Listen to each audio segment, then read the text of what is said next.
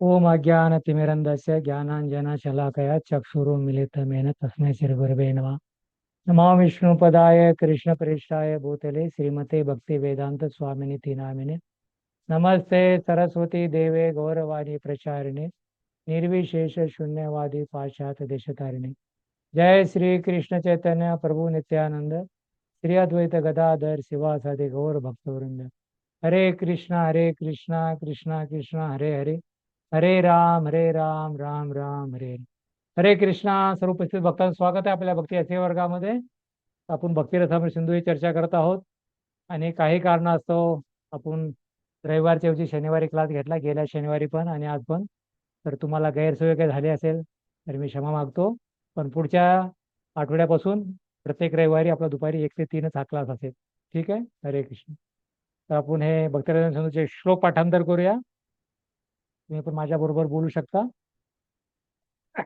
अन्याभिलाषिता शून्यं ज्ञानकर्मादिनावृतम् आनुकूलेन कृष्णानुशीलनं भक्तिरुत्तमा श्रुते स्मृते पुराणादे पञ्चरात्रे विधिविना एकान्तिके हरेर्भक्तिरुत्पातेव केल्पते या यस्य हरेर्दास्ये कर्मणा मनसा गिरा निखिलासवस्थासु जीवन्मुक्त स उच्यते अनासक्तस्य विषयान् यतारामुपयुज्यत निर्बंध कृष्ण संबंध युक्त वैराग्य उच्यते प्रपांचिकतया बुद्ध्या हरि संबंधी वस्तुना मोक्ष परित्यागो वैराग्य फल्गु कथते अतः श्री कृष्ण नामादि न भवेद ग्राह्य इंद्रिये सेवोन्मुखे जीवादो स्वयमेव स्फूर्तद सर्वोपाधि विनिर्मुक्तं तत्वर्तेन निर्मलं ऋषिकेन ऋषिकेश सेवनं भक्तिरुच्यते. हरे कृष्णा कृष्णा कृष्णा हरे हरे, हरे राम राम राम हरे हरे. हरे कृष्णा. ज्या भक्तांना शक्य असेल त्याने आपले व्हिडिओ चालू ठेवावेत, म्हणजे मला प्रेरणा मिळेल तुम्हाला बोलण्यासाठी. फक्त 11 भक्त लोक उपस्थित आहेत. आवाज येतो तुम्हाला सर्वांना? हो येतोय. हो, येतो येतो प्रभूजी. येतोय आवाज. स्क्रीन वगैरे दिसते तुम्हाला सर्व? व्हिडिओ का चालू करते भक्त लोक? तर आपण भक्तिरसामृत सिंधू रूप गोस्वामी लीला ग्रंथावर आपण चर्चा करत आहोत. भक्ती रस, अमृत आणि सिंधू. जो भक्ती आहेरचा रस आहे अमृताप्रमाणे आहे. तो कसा आहे?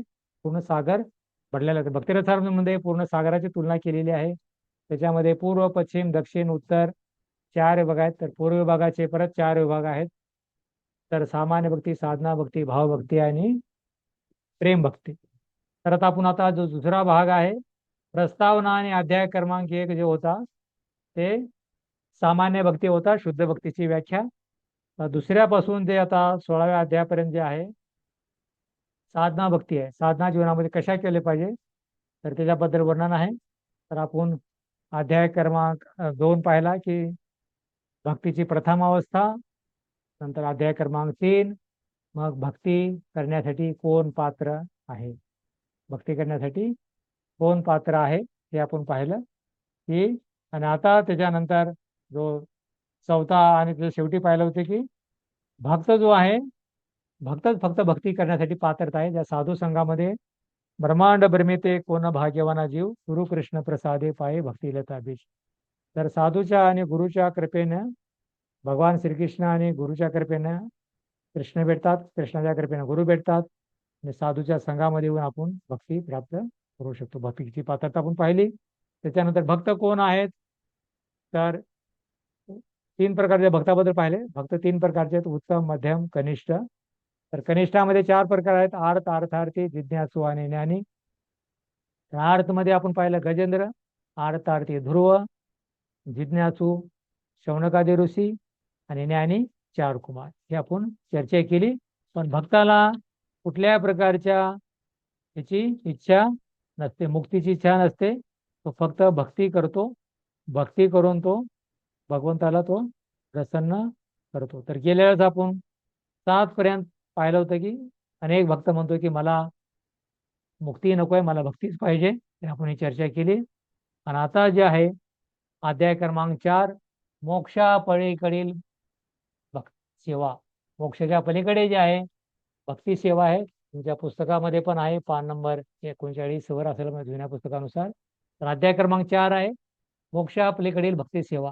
तर मग भक्त या ठिकाणी वर्णन करतोय. म्हणजे भागवतचे अनेक शास्त्राचे उदाहरण देऊन रूप गोस्वामी या ठिकाणी सांगतात की भक्ताला मुक्ती नको आहे, तर भक्ती ही मुक्तीपेक्षा श्रेष्ठ आहे. सायुज्य, सालोक्य, सृष्टी, सामिप्य, सालोक्य ह्या ज्या मुक्ती आहेत, 5 मुक्ती आहेत, 8 सिद्धी आहेत, ते भक्ताला नको आहे. कारण त्याच्यामध्ये त्याला आनंद प्राप्त होत नाही. पण भक्तीमध्ये त्याला आनंद प्राप्त होतो. कारण भक्तीमध्ये नविदा भक्ती करतो आणि भगवंताबरोबर आदान प्रदान होतं, म्हणून तो भक्ती करून आनंद प्राप्त करतो. तर आता मोक्षापलीकडील भक्ती सेवा आहे. तर हा पहिला पॅरेग्राफ आहे. या ठिकाणी पृथू महाराज काय म्हणतात? पृथू महाराज भगवंताला प्रार्थना करतायत. 4था स्कंद 20वा अध्याय 24व्या श्लोकात पृथू महाराज भगवंताला प्रार्थना करतात. तर या पुस्तकामध्ये फक्त कोट केलेला आहे श्लोक, हे नाव फक्त नंबर, पण मी प्रयत्न केला आणि म्हणलं की तो श्लोक पण मी हे केण्याचा प्रयत्न केला भागवतामधून. पृथू महाराज भगवंताला प्रार्थना करतात. त्याच्यानंतर कोणीतरी तुझं तात्पर्य वाचू शकता. नये कामनाथम तदप्य रत्नचित न यत्र युष्मा चरणाम्बुजस्व महत्तम मंतर हृदयान मुखमुच्यते विध्वस कर्ण युतेषु मे वर. तर पृथू महाराज भगवंताला प्रार्थना करतायत की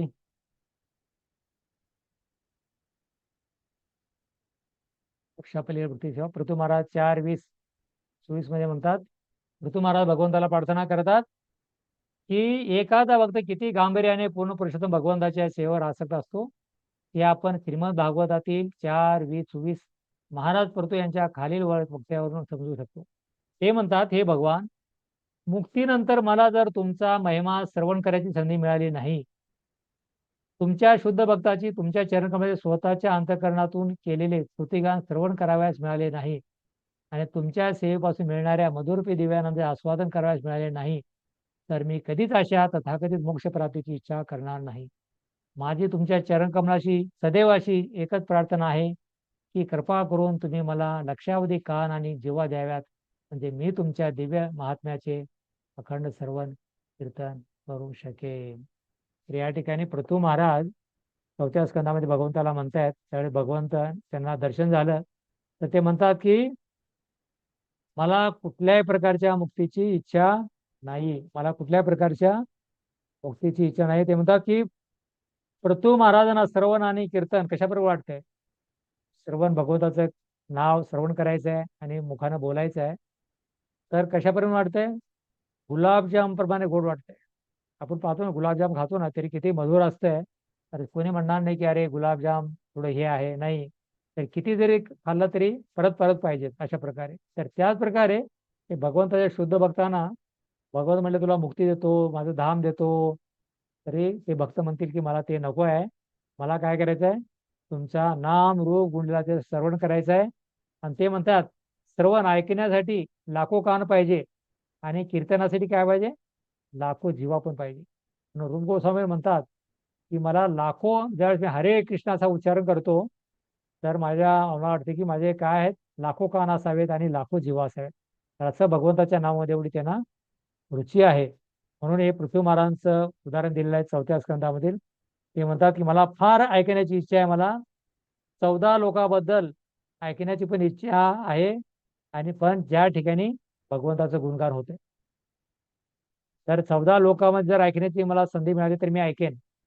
कारण त्या ठिकाणी भगवंताचं गुणगान हे झालं पाहिजे. पण ज्या ठिकाणी भगवंताचं गुणगान होत नाही, तर ते कुठलाही लोक मला नको पाहिजे. तर अशा प्रकारे पृथू महाराज त्यांना भगवंताला त्याच्यामध्ये प्रार्थना करतात की भगवंताबद्दल ऐकण्याची इच्छा आहे आणि कीर्तन करण्याची मला इच्छा आहे. तर किती लाखो कान पाहिजे, लाखो जीवा पाहिजे, आणि 14 लोकांमध्ये पण हे मला संधी मिळाली तरी मी त्याचा हे करेन.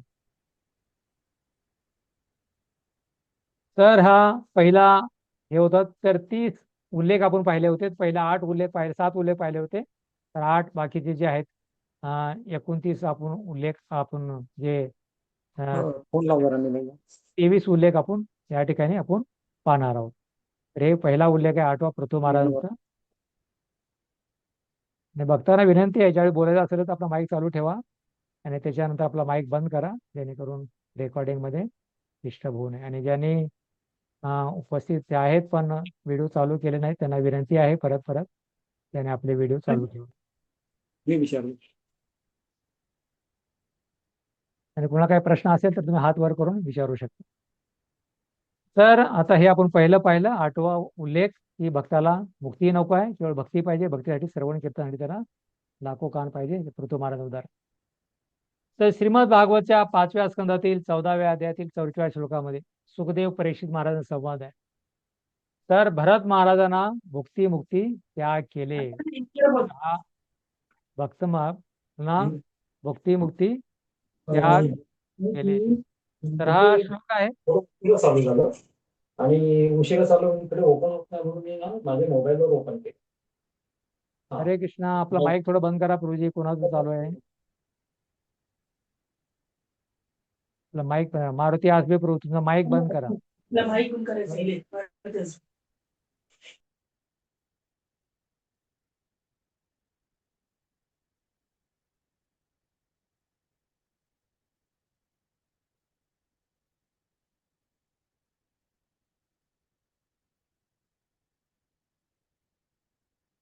तर हे परीक्षित महाराज सुखदेव गोस्वामीचा संवाद आहे. तर हे भरत महाराजाबद्दल वर्णन करतात कशा प्रकारे. तर हे पहिलं पृथू महाराज भगवंताला प्रार्थना करतात की कशा प्रकारे नये, हे आपण श्लोक उच्चारण केला आपण, नये कामना आतम तदन नचित नय त्रयुष्माचरण मुंजास्व महत मरंत मुखम प्रचुते विध्वस्त करणं येतो मेवर. हा पृथू महाराजा श्लोक होता. तर 9व जे आहे उल्लेख, भक्त म्हणतोय की मला मुक्ती नको आहे. भक्तवर प्रल्हाद महाराज याचा उल्लेख येतो श्रीमद भागवतच्या 5व्या स्कंदामध्ये 14व्या अध्यायातील 4थ्या श्लोकामध्ये. तर भक्तवर भरत महाराज भगवंताला म्हणतात, यो दुसऱ्याच्या चिती सुत सवर्जनार्थ दर्शनम पार्थ्यम प्रिय सुरावरे तदावलोकम नैचन नरपसा तद उचित महता मधुदितम सेवानुवृत्त मनसाम अभो ही कलगो. तर हा आता त्याच्यातला जो आहे तिसरा पॅरेग्राफ आहे या ठिकाणी तुम्ही पाहू शकता. श्रीमद भागवतील 5, 14, 44 कोणी वाचू शकता? एक वाचतात पॅरेग्राफ. प्रभूजी. हा वाचा माताजी. श्रीमद भागवतातील 5वा स्कंद 14वा अध्याय आणि 44 या श्लोकात असे वर्णन आढळते.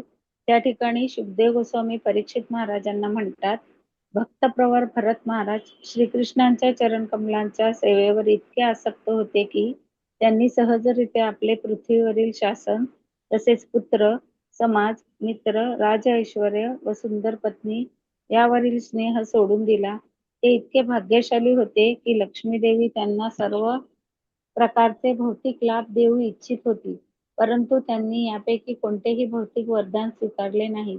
या ठिकाणी शुकदेव गोस्वामी भरत महाराजांच्या वागणुकीचे कौतुक करताना म्हणतात की ज्या व्यक्तीचे हृदय पूर्ण पुरुषोत्तम भगवान मधुसूदन यांच्या दिव्य गुणांमुळे आकर्षित झाले आहे, ती व्यक्ती अनेक ऋषीमुनींनाही ज्या मोक्षाची अभिलाषा असते त्या मोक्षासही किंचितही महत्व देत नाही. असे असताना भौतिक ऐश्वर्याविषयी काय सांगावे? धन्यवाद माताजी. तर या ठिकाणी भरत महाराजांचं उदाहरण दिलेलं आहे कशा प्रकारे भगवंताचे भक्त ते भरत महाराज भावस्थितीमध्ये होते आणि भावस्थितीपर्यंत आले होते संपूर्ण. आणि कशा प्रकारे आपण पाहत होते की ते नेपाळमध्ये गंडकी नदीच्या किनाऱ्यावर गेले आणि एखाद्या हरणाशी आकर्षित झाले आणि संपूर्ण ते उच्च स्तरावर होते. अशा प्रकारे संपूर्ण त्याने ऐश्वर्य काही संपूर्ण काही त्यागलं. तर म्हणून बरेच भक्त जो आपण पाहतो इस्कॉन संस्थेमध्ये पण ज्यावेळी भगवंताची भक्ती त्यांना प्राप्त होते, आकर्षण निर्माण होतं, तर मोठमोठे पदव्या आहेत, धन आहे, सर्व काही त्यागतात आणि भगवंताच्या भक्तीमध्ये आकर्षित होतात. तसं आपले पाहतो की श्रीधर स्वामी आपले कृपा डिसायपल नाही ते पहिले श्रीधर स्वामी होते. तर त्यांनी पण संन्यास घेतला होता. कशा वेळेस संन्यास घेतला? त्यांची पत्नी जी आहे गरोदर होती. पण त्यावेळेस त्यांनी संन्यास घेण्याचा विचार केला तर त्याने विचारलं की अरे या मुलाचं कसं काय पालन होईल. त्यावेळी पालीच्या पिल्ल्याला पाहिलं आणि पालीने काय केलं होतं, पिलाला जन्म दिला आणि पाल मरून गेली आणि त्या पिलाने लगेच दुसऱ्या कीटकाला पकडलं. तर म्हणून ते म्हणले की मी रक्षण करणार नाही तर भगवंत रक्षण करणार आहेत. अशा प्रकारे छोट्या पिलाचं पण भगवंत रक्षण करणार आहेत, माझ्या मुलाचं पण भगवंत रक्षण करतील. अशा प्रकारे त्यांनी संन्यास घेतला आणि हे त्याग त्यांनी केला. भगवंत सर्वांचे पोषण करतात म्हणून चैतन्य महाप्रभू पाहतात की सुंदर पत्नी होती, त्यांची माता होती, तरी पण त्यांनी घ्याचा कसा काय केला, त्याग केलाय संपूर्ण ऐश्वर्याचा. त्यक्त्वा तूर्णमशेष म्हणजे षड गोस्वामींनी संपूर्ण त्याग केला. आणि अशा प्रकारे चैतन्य महाप्रभूने संपूर्ण त्यागलं. तर कशासाठी त्यागलं? पतित पावन हेतू तवा होता, पतितांचा उद्धार करण्यासाठी त्यागलं. तर हे साधू संत आचार्य हे काही सर्व त्यागतात. तर याचा हाच उद्देश असतो. तर हे फक्त आपल्याला ह्यासाठी त्यागत नाहीत की बुवा कुठलं कामचोरपणा आहे, काय जबाबदारी घ्यायची नाही. तर हे ह्याच्यासाठी त्यागतात की जेणेकरून ते काय करतील, भगवंताच्या भक्तीमध्ये प्रगती करतील आणि त्याच्याद्वारे दुसऱ्याला काय करतील, ते प्रचार करतील. लोकांना हितकारी, लोकांच्या हितासाठी संपूर्ण काय करतात, ते त्याग करतात. तर अशा प्रकारे भरत महाराजांना पण भोक्ती मुक्ती यांनी सर्व काही त्यागलं. भोग त्यागला, मुक्ती पण त्यागली, आणि संपूर्ण ते ह्याच्यामध्ये गंडकी नदी किनाऱ्यावर जाऊन ते काय करावं, भावस्तरामध्ये भगवंताची भक्ती करू लागले. म्हणून भक्ताला मुक्ती मुक्ती नाही पाहिजे, सर्व काही त्यागतात. त्याला कारण उच्च रसाचं त्यांना आस्वादन प्राप्त झालेला आहे. तर हे दुसरं उदाहरण आहे भरत महाराजांचं. त्यांनी संपूर्ण काय, संपूर्ण ऐश्वर त्यांनी त्यागलं. आणि त्यांच्यावरून हे जे आहेत ते वृषभदेवाचे पुत्र आहेत, त्यांच्यावर आपल्या भारत देशाला जे आहेत भारत हे नाव आपण त्यांना पडलं.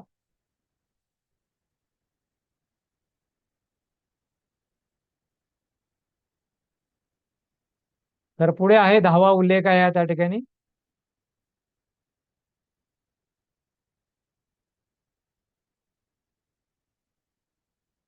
दहावा उल्लेख आहे श्रीमद भागवतम 6वा स्कंद 11वा अध्याय 25 श्लोक. पूर्ण याच्यामध्ये असं तेच आहे की भक्ताला कुठल्या प्रकारचं मुक्ती नको आहे. तर या ठिकाणी वत्रासूर आहे 6व्या स्कंदामध्ये 11व्या अध्याय 25 श्लोकामध्ये. वत्रासूर भगवंताला म्हणतोय, नाक पृष्ठम न च पारमेष्टम न सार्वभौमं न रसाधिपत्यम नवयोग सिद्धीर पुनर्भव वा समंजस वा विरहस्य कांक्षते. तर हा 6व्या स्कंदातील 11व्या अध्यायातील 25व्या श्लोकामध्ये वृत्रासूर भगवंताला प्रार्थना करतोय. तर पान नंबर 40 वर दुसरा पॅरेग्राफ आहे, ज्यांनी वाचल्याने ते वाचू शकतात आपला व्हिडिओ चालू करून.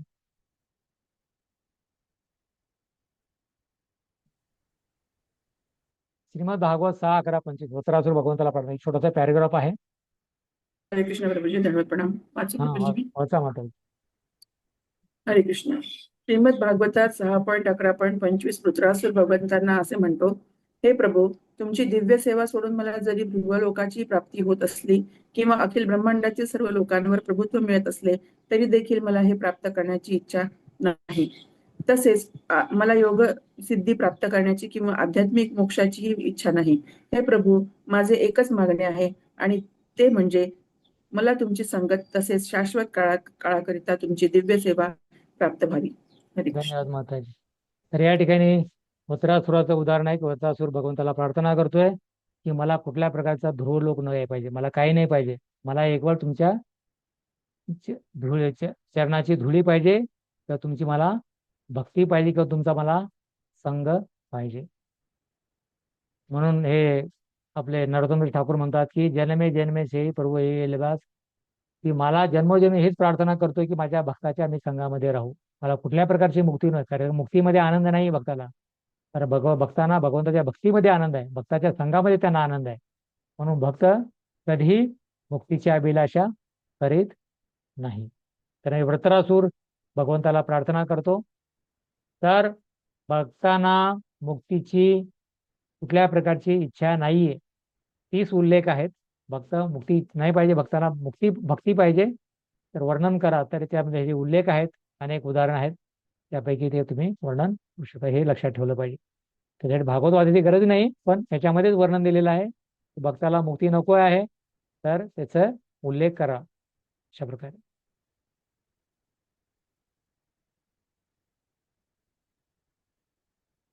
कृष्ण प्रभूजी, हा बोला दंडवत प्रणाम. माताजी. हा, प्रभूजी, हे वृत्तासुर असुर होते काय? हे महाराज चित्रकेतू होते. महाराज चित्रकेतू होते. तर हे भगवंताची लीला होती. ते चित्रकेतू जे आहेत आकाश मार्गाने चालले होते, गंधर्व होते चित्रकेतू, आणि महाराज राजा होते ते. आणि त्यावेळेस शिवजी जे आहेत पार्वतीला आपल्या गोदीमध्ये बसून वैराग्याचे शिक्षण देत होते, तत्वज्ञान सांगत होते. तर ते हसले. ते हसले म्हणजे काय हसले की शिवजी एवढे मोठे वैरागी आहेत आणि हे तत्वज्ञान सांगत आहेत किती महान आहे शिवजी. वैष्णवांना वेदाचे म्हणतात शिवजीचं गुणगान करून हसले ते. पण पार्वतीला वाटलं की आपल्या पतीचा तिने काहीतरी अपराध केलेला आहे. तर म्हणून पार्वतीने लगेच त्यांना शाप दिला चित्रकेतू महाराजांना की तू काय कर असुर बन. पण भक्त जे आहे पुढे वर्णन येणार आहे, पुढचा श्लोक आहे चित्रकेतू महाराजांचा पण, की भक्त जो आहे भगवंत शाप प्रतिशाप सर्व काही भगवंताची कृपा म्हणून स्वीकारतो. अशा प्रकारे नारायण अपरा सर्व न कुतुचन विदती स्वर्गाप नरक सुख अतिपुल्याचं दर्शन. अशा प्रकारे स्वर्गात जाऊ नरकात जाऊ त्यांना भगवंताची भक्ती पाहिजे. तर हा जे आहे ते 6व्या स्कंदामध्ये याचं वर्णन आहे वृत्रासुराचं. आणि अशा प्रकारे हे वर्णन आहे. अशा प्रकारे तर हिची कथा फार मोठी आहे. तर मग नंतर ते असुर बनतात. आणि असुर बनल्यानंतर मग इंद्र जो आहे त्यांना मारण्यासाठी जातो. त्यावेळी भगवंताला प्रार्थना करतो की भगवंत तू मला लवकर मार म्हणतो त्याला अशा प्रकारे.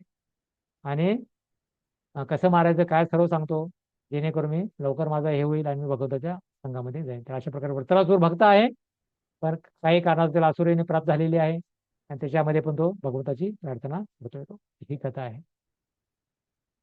तर याच्यामध्ये अनेक लोकांच्या श्रेणी आहेत. ओके धन्यवाद प्रभू. हरे कृष्ण. तर अनेक प्रकारच्या लोकांच्या संख्या अनेक लोकांच्या श्रेणी या ठिकाणी दिलेल्या आहेत. लोकांच्या श्रेणी आहेत. तर या ठिकाणी पाहतोय आपण की 6, 11, 15 मध्ये वृत्रासुर भगवंताला म्हणतोय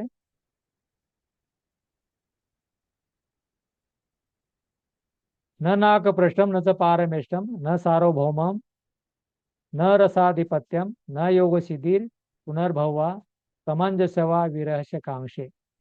तर हा वृत्रासुर भगवंताला म्हणतोय मला काय नको आहे न नाकपृष्ठ, मला दुर्लोक नको आहे.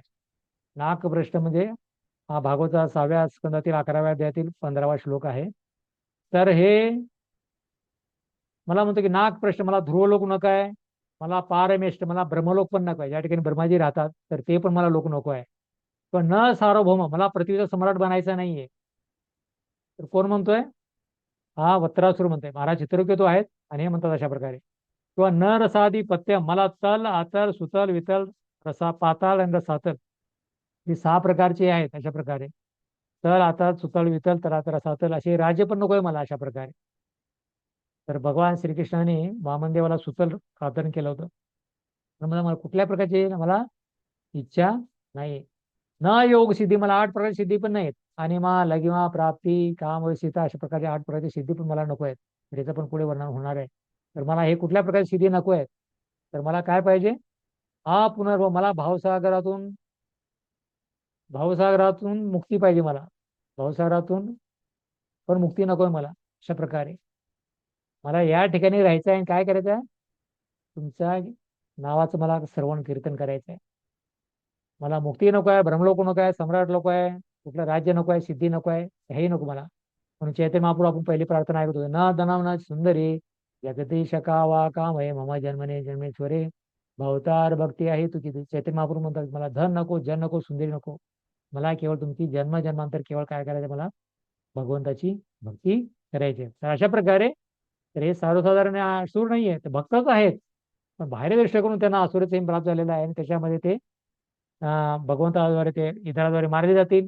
नंतर परत आपल्या उच्च लोकांमध्ये ते भगवंताच्या धामाची प्राप्ती करतील. अशा प्रकारे ते भगवंताला प्रार्थना करत आहेत वृत्रासुर. अशा प्रकारे हे आपण 10वा उल्लेख पाहिला की वृत्रासुर भगवंताला प्रार्थना करत आहे की मला कुठल्याही प्रकारचं मुक्ती नकोय किंवा हे सर्व लोक नकोय. मला काय पाहिजे मग केवळ चरणधुली पाहिजे. तर तो म्हणतोय की मला केवळ चरणधुली पाहिजे. जन्मे जन्मे से प्रभुअभिलाष मला केवळ भक्तांच्या चरणाची धुली पाहिजे. मला केवळ भक्ती पाहिजे. तर हे हा मागतोय मला हे नकोय ते नकोय काहीतरी पाहिजे की भगवंत म्हणते अरे तुला हे नको ते नको काहीतरी पाहिजे काहीतरी घे. म्हणजे की भक्ताच्या चरणाची धुली पाहिजे.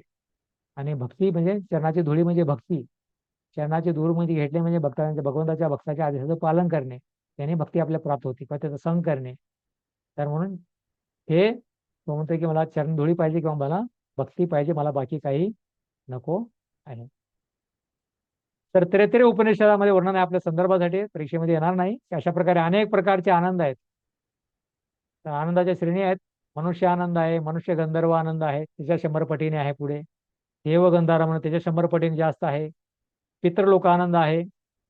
आपल्या ह्याच्यामध्ये नाही, नोट्समध्ये नाही, पण पुस्तकामध्ये पण तुमच्या माहितीसाठी आपण दिलेलं आहे की अजानाथ देव लोकानंद त्यापेक्षा श्रेष्ठ आनंद आहे. कर्मदेव आनंद आहे, देवानंद आहे, इंद्रानंद आहे, बृहस्पती आनंद आहे, प्रजापती आनंद आहे. हे संपूर्ण भौतिक जगामध्ये संपूर्ण आनंद आहेत. आणि त्याच्या पुढे आध्यात्मिक जगामध्ये खाली आनंद आहेत, त्याच्यापेक्षा 100 पटीने जास्त. ब्रह्मानंद आहे आध्यात्मिक जगतामध्ये, त्याच्यानंतर 100 पटीने ऐश्वर्यानंद आहे, आणि त्याच्यानंतर अनंत आनंद म्हणजे प्रेमानंद आहे. म्हणजे प्रेम भक्ती जी आहे सर्वात श्रेष्ठ आनंद आहे. ज्यावेळी भगवंताची आपण भक्ती प्राप्त करतो तर सर्वात श्रेष्ठ आनंद प्राप्त होतो.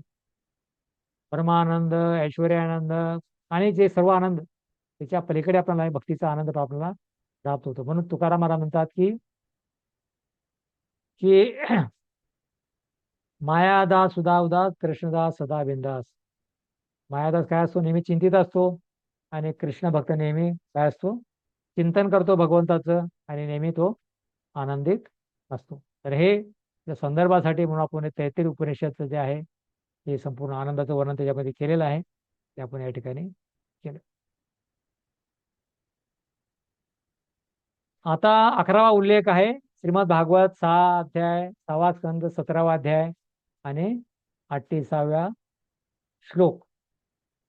6, 17, 28. शिवजी सतीला म्हणतात, शंकर सतीला म्हणतात.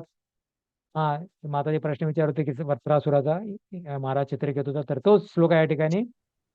शिवजी सतीला म्हणतात की नारायणा परे सर्वे न कुतचन विभती स्वर्गाप नरगवेषु अतितुल्यात दर्शना. तर हा शंकर जे आहेत पार्वतीला हा श्लोक 6व्या स्कंदामध्ये चित्रकेतू महाराजांच्या याच्याबद्दलच बोलतात. अशा प्रकारे ज्यावेळेस पार्वती माता चित्रकेतूला शाप देते आणि चित्रकेतू माता महाराज हा जोडून तो शाप स्वीकारतात, प्रत्युत्तर करत नाहीत की नाही नाही मी असं बोललो नाही, हे नाही ते नाही, स्वीकार करतात. तर त्यावेळेस शिवजी जे आहेत म्हणतात बघा हे नारायणाचे भक्त अशा प्रकारे आहेत. किती जरी त्यांना जीवनामध्ये हे जर झालं तर ते नेहमी भगवंताची भक्ती करतात, कुठल्या प्रकारचा प्रतिसाद देत नाहीत.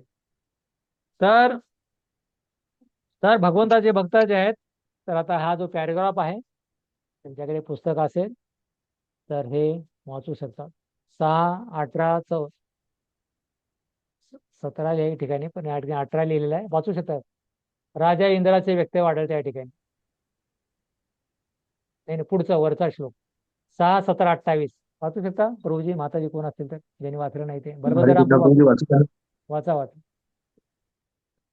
या कथनांची भगवान शंकराने श्रीमद भागवतात 6, 17, 28 पुष्टी केलेली आहे. त्या ठिकाणी तो सतीदेवीला उद्देशून म्हणतात, प्रिय सती, ज्या व्यक्ती भगवान नारायण किंवा श्रीकृष्णांचे भक्त आहेत त्यांना कशाचीही भीती वाटत नाही. जर त्यांची उच्च ग्रहलोकात उन्नती झाली किंवा त्यांना मोक्ष प्राप्त झाला किंवा जरी त्यांना नरकाची प्राप्ती झाली किंवा खरे सांगावयाचे झाले तर त्यांना कोणत्याही परिस्थितीत ठेवले तरी त्यांना कशाचीही भीती वाटत नाही. त्यांनी केवळ भगवान नारायणांच्या चरणकमलांचा आश्रय घेतलेला असल्यामुळे त्यांच्या दृष्टीने भौतिक जगतातील सर्व परिस्थिती समसमान असतात. धन्यवाद गुरुजी. तर या ठिकाणी शिवजी आहे सतीला म्हणतात, या चित्रकेतू महाराजांच्या चित्रकेतूला शाप मिळाला. म्हणतात की तिला आश्चर्य वाटते की अरे मी त्यांना एवढा शाप दिले आणि त्याच्या विरोधात त्यांनी काही बोललं नाही. तर म्हणून जे नारायण भक्त असतात त्यांना कुठल्याही परिस्थितीमध्ये ठेवलं तर ते समान आहे. स्वर्ग असो किंवा नरक असो, स्वर्गाप नरकेश आपी तुल्याचं दर्शन, सर्वासाठी समान आहे. स्वर्ग असो किंवा कुठले जे असो त्या ठिकाणी ते समानात असतात.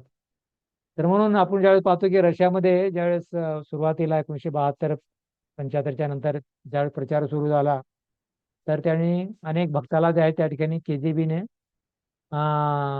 पकडलं. त्या ठिकाणी कम्युनिस्ट कंट्री आहे आणि त्यांना जेलमध्ये टाकलं. तर भक्त काय करत होते, तर जेलमध्ये गेल्यानंतर पण त्या ठिकाणी ब्रेड पासून बनवून बीट बनवले त्यांनी आणि तिथे जप करू लागले, मॉर्निंग प्रोग्राम करू लागले अशा प्रकारे. तर म्हणून भक्ताला काहीच फरक पडला नाही. ते जेलमध्ये असो किंवा बाहेर असो कुठे जर असेल तर ते भगवंताची भक्ती करतात. नेहमी हरे कृष्णा कृष्णा कृष्णा हरे हरे, हरे राम राम हरे राम राम राम राम हेच हरे करत राहतात. हरे. म्हणून जो भक्त आहे तो उदाहरण की कुठे जरी गेला तर तो भक्ती करत असतो, नरक असो स्वर्ग असो. म्हणून हरिदास ठाकूरचं पण उदाहरण आहे.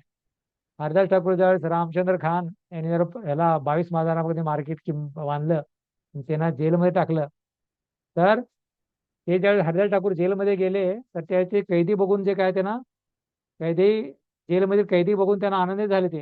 हरिदास ठाकूरला बघितले जेलमधील कैद्याने, ती फार आनंद झाले की आणखी एक कैदी आला.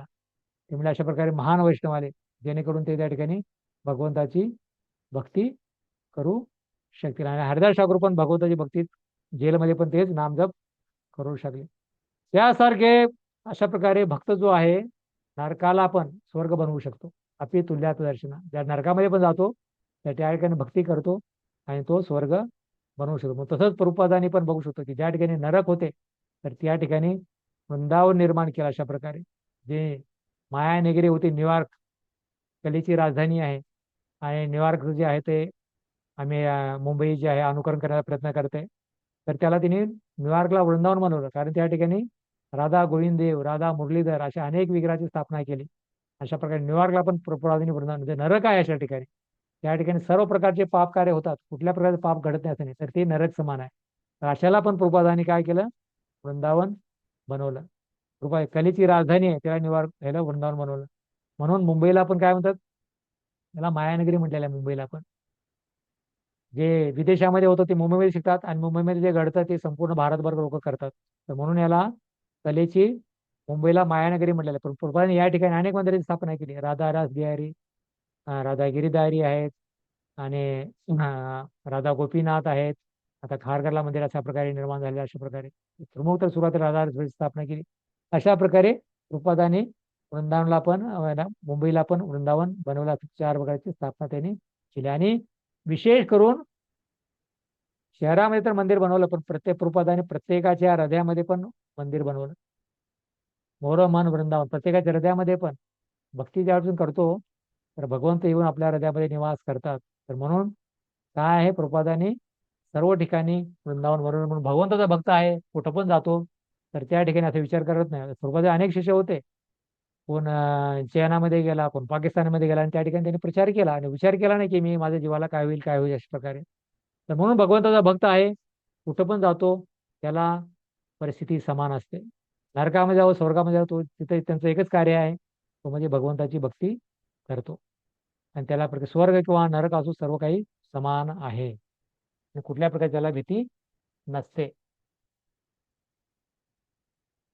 तर हे आहे शिवजी आणि सतीचा संवाद आहे. चित्रकेतू महाराजांच्या संदर्भात हा जो श्लोक शिवजी सतीला सांगतात की भगवंताचे नारायण भक्त आहेत, ते कुठल्या प्रकारची भीती नाही, त्यांना स्वर्ग नरक असो सर्व काही समान आहे. म्हणून त्यांनी तुमचा शाप आहे त्यांनी वरदान म्हणून त्यांनी स्वीकारलेलं आहे. तर श्रीमद भागवत 6वा स्कंद 18वा अध्याय 44 श्लोक. इंद्र तिला म्हणतात, इंद्र दितीला म्हणतात की भगवत सेवा भक्तांचा स्वार्थ आहे. इंद्रदितीला संवाद या ठिकाणी होतोय. तर या ठिकाणी इंद्रदितीला म्हणतोय, आराधना भगवत इहमाना निराशिष येतो नेच्छ तमे परम ते सवित कुशल स्मृता. तर 6:18-74 हा 12वा उल्लेख आहे की भक्तांना मुक्ती नको आहे, तर भक्ताची तर भक्ती भगवत सेवा भक्तांचा स्वार्थ आहे. इंद्रिय हा दितीला म्हणतोय. तर ह्याचं जे आहे पुढचा उल्लेख आहे याच्यामध्ये. या समता स्वर्गात नरेंद्राची एक वक्तव्य आढळते. श्रीमद भागवतातील 6:18-74 या श्लोकात इंद्र माता दितीला म्हणतो, हे माते, दिती म्हणजे त्यांची आई, आई सावत्र आई आहे. हे माते, सर्व इच्छेचा त्याग केलेले भक्त भगवंताच्या सेवेमध्ये रत असतात, आणि त्यांना आपला खरा स्वार्थ माहीत असतो.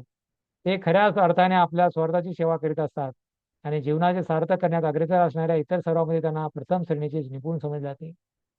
नमे विदु सुरुगना प्रवना महर्षा महारिवादी देवाना महर्षीना सर्वशा. तर भक्ताचा स्वार्थ काय आहे, भगवत सेवा. स्वार्थ स्वार्थी असतो भक्त, कुठल्याही ठिकाणी पण जातो त्याचा स्वार्थ असतो, स्वार्थाशिवाय आपण जगू शकत नाही. म्हणून भक्ताचा स्वार्थ आहे भगवंताची सेवा करणे. ज्याच्या श्रवण करेल, ज्याच्यात कीर्तन करेल, ज्याच्यात अध्ययन करेल, किंवा जास्तीत ग्रंथ वितरण करेल, सर्व काही भगवंताची सेवा करतो, त्याचा स्वार्थ त्याच्यामध्ये आहे. पण भगवंताची सेवा सोडून बाकीच्या कार्यामध्ये त्याला कुठल्याही प्रकारचा स्वार्थ नाही. म्हणून सांगितले की नमे विदु सुरगना प्रवन असे म्हणले. तर त्याचा स्वार्थ कशामध्ये आहे, माझ्या भक्तीमध्ये त्यांचा स्वार्थ आहे. तर हा आहे 12वा उल्लेख की भक्त म्हणतोय की मला एकच स्वार्थ आहे, तो म्हणजे भगवंताची मला भक्ती करायची आहे, भक्तांची सेवा करायची आहे. तर श्रीमद भागवतच्या 7वा स्कंद 6व्या अध्यायातील 25 श्लोकात प्रल्हाद महाराज आपल्या मित्रांना म्हणतात, पूर्वीच इतर विधीचे फळ प्राप्त केले आहे. तर 7वा स्कंद 6वा अध्याय 25व्या श्लोकामध्ये प्रल्हाद महाराज आपल्या मित्रांना म्हणतात, तुष्टेच यत्र किमलं भयमनंतध्ये किंतेर्गुण्याति करा दिवे स्वसिद्धा धर्मादाय निमगुणेन च कांक्षितेन सारं दुसाचरण योरूपगायतानम. तर हा श्लोक आहे. तर याचं भाषांतर प्रल्हाद महाराज म्हणतात. तर ज्यांनी वाचलं नाही ते वाचू शकतात. पुस्तक आहे तुझ्याकडे. वाचू का प्रभूजी मी? हा. हरे कृष्ण. श्रीमद भागवतात 7.6.25 मध्ये प्रल्हाद महाराज म्हणतात, असुर परिवारात जन्म घेतलेल्या माझ्या मित्रांनो, जर तुम्ही पूर्ण पुरुषोत्तम भगवान श्रीकृष्णाला संतुष्ट करू शकला तर तुम्ही या जगात आणखी काहीच करण्याची आवश्यकता नाही. म्हणजे जर भगवान श्रीकृष्ण तुमच्या संतुष्ट झाले तर तुमच्या हृदयात कोणतीही इच्छा असली तरी ती निसंशय पूर्ण होणारच. असे असल्यामुळे प्रकृतीच्या गुणांमुळे आपोआपच्या सकाम कर्माची फळे प्राप्त होतात. त्याद्वारे स्वतःची प्रगती करण्यामध्ये काय उपयोग आहे आणि मोक्ष प्राप्तीची काय आवश्यकता आहे? जर तुम्ही भगवंतांच्या दिव्य लीलांचे सतत कीर्तन करीत असाल आणि त्यांच्या चरणकमळांच्या अमृतांचे पान करीत असाल तर या गोष्टीची काही आवश्यकता नाही. प्रल्हाद महाराजांच्या या कथनाने आपण स्पष्टपणे समजू शकतो की जो मनुष्य भगवंतांच्या दिव्य लीलांचे श्रवण आणि कीर्तन करण्यात आनंद प्राप्त करीत असतो तो पूर्वीच सर्व प्रकारच्या भौतिक वरदानांच्या पलीकडे गेलेला असतो. याचा अर्थ असा की जो आपल्या सकाम कर्माची पुण्याई यज्ञयाग करणे किंवा अगदी या संसारातील मोक्ष प्राप्ती यांच्याही पलीकडे गेलेला असतो. धन्यवाद हरे गुरुजी. कृष्ण. तर हे भक्तांच्या स्वार्थाबद्दल आपण पहिल्याच्या 12 मध्ये चर्चा करत होतो की इंद्रजितीला म्हणतात कशा प्रकारे भक्तांचा खरा स्वार्थ काय आहे. भक्तांना माहित आहे खरा स्वार्थ काय, भगवंताची भक्ती करणे. पण मायावादी लोकांना माहित नाही. ते म्हणतात की नती नेती म्हणतात, हे नाही करायचं ते नाही करायचं. पण अशा प्रकारे म्हणून वर्णन केलेलं आहे की अकाम सर्व काम वा मोक्ष काम उदारती तीव्रेन भक्ती योगेन यजत पुरुष परम. भक्ताचा स्वार्थ काय आहे, जरी अकाम आहे, मोक्ष काम आहे, सकाम आहे, तरी पण तो तीव्र भगवंताची भक्ती करतो. आणि अशा प्रकारे तो काय करतो, तो तीव्रेन भक्ती येणं इथं पुरुष भगवंताला तो काय करतो, प्रसन्न करतो. तर हे प्रल्हाद महाराज त्यांच्या मित्रांना म्हणतात की भक्ताने पूर्वीच इतर विधीचे फळ प्राप्त केलेले आहे.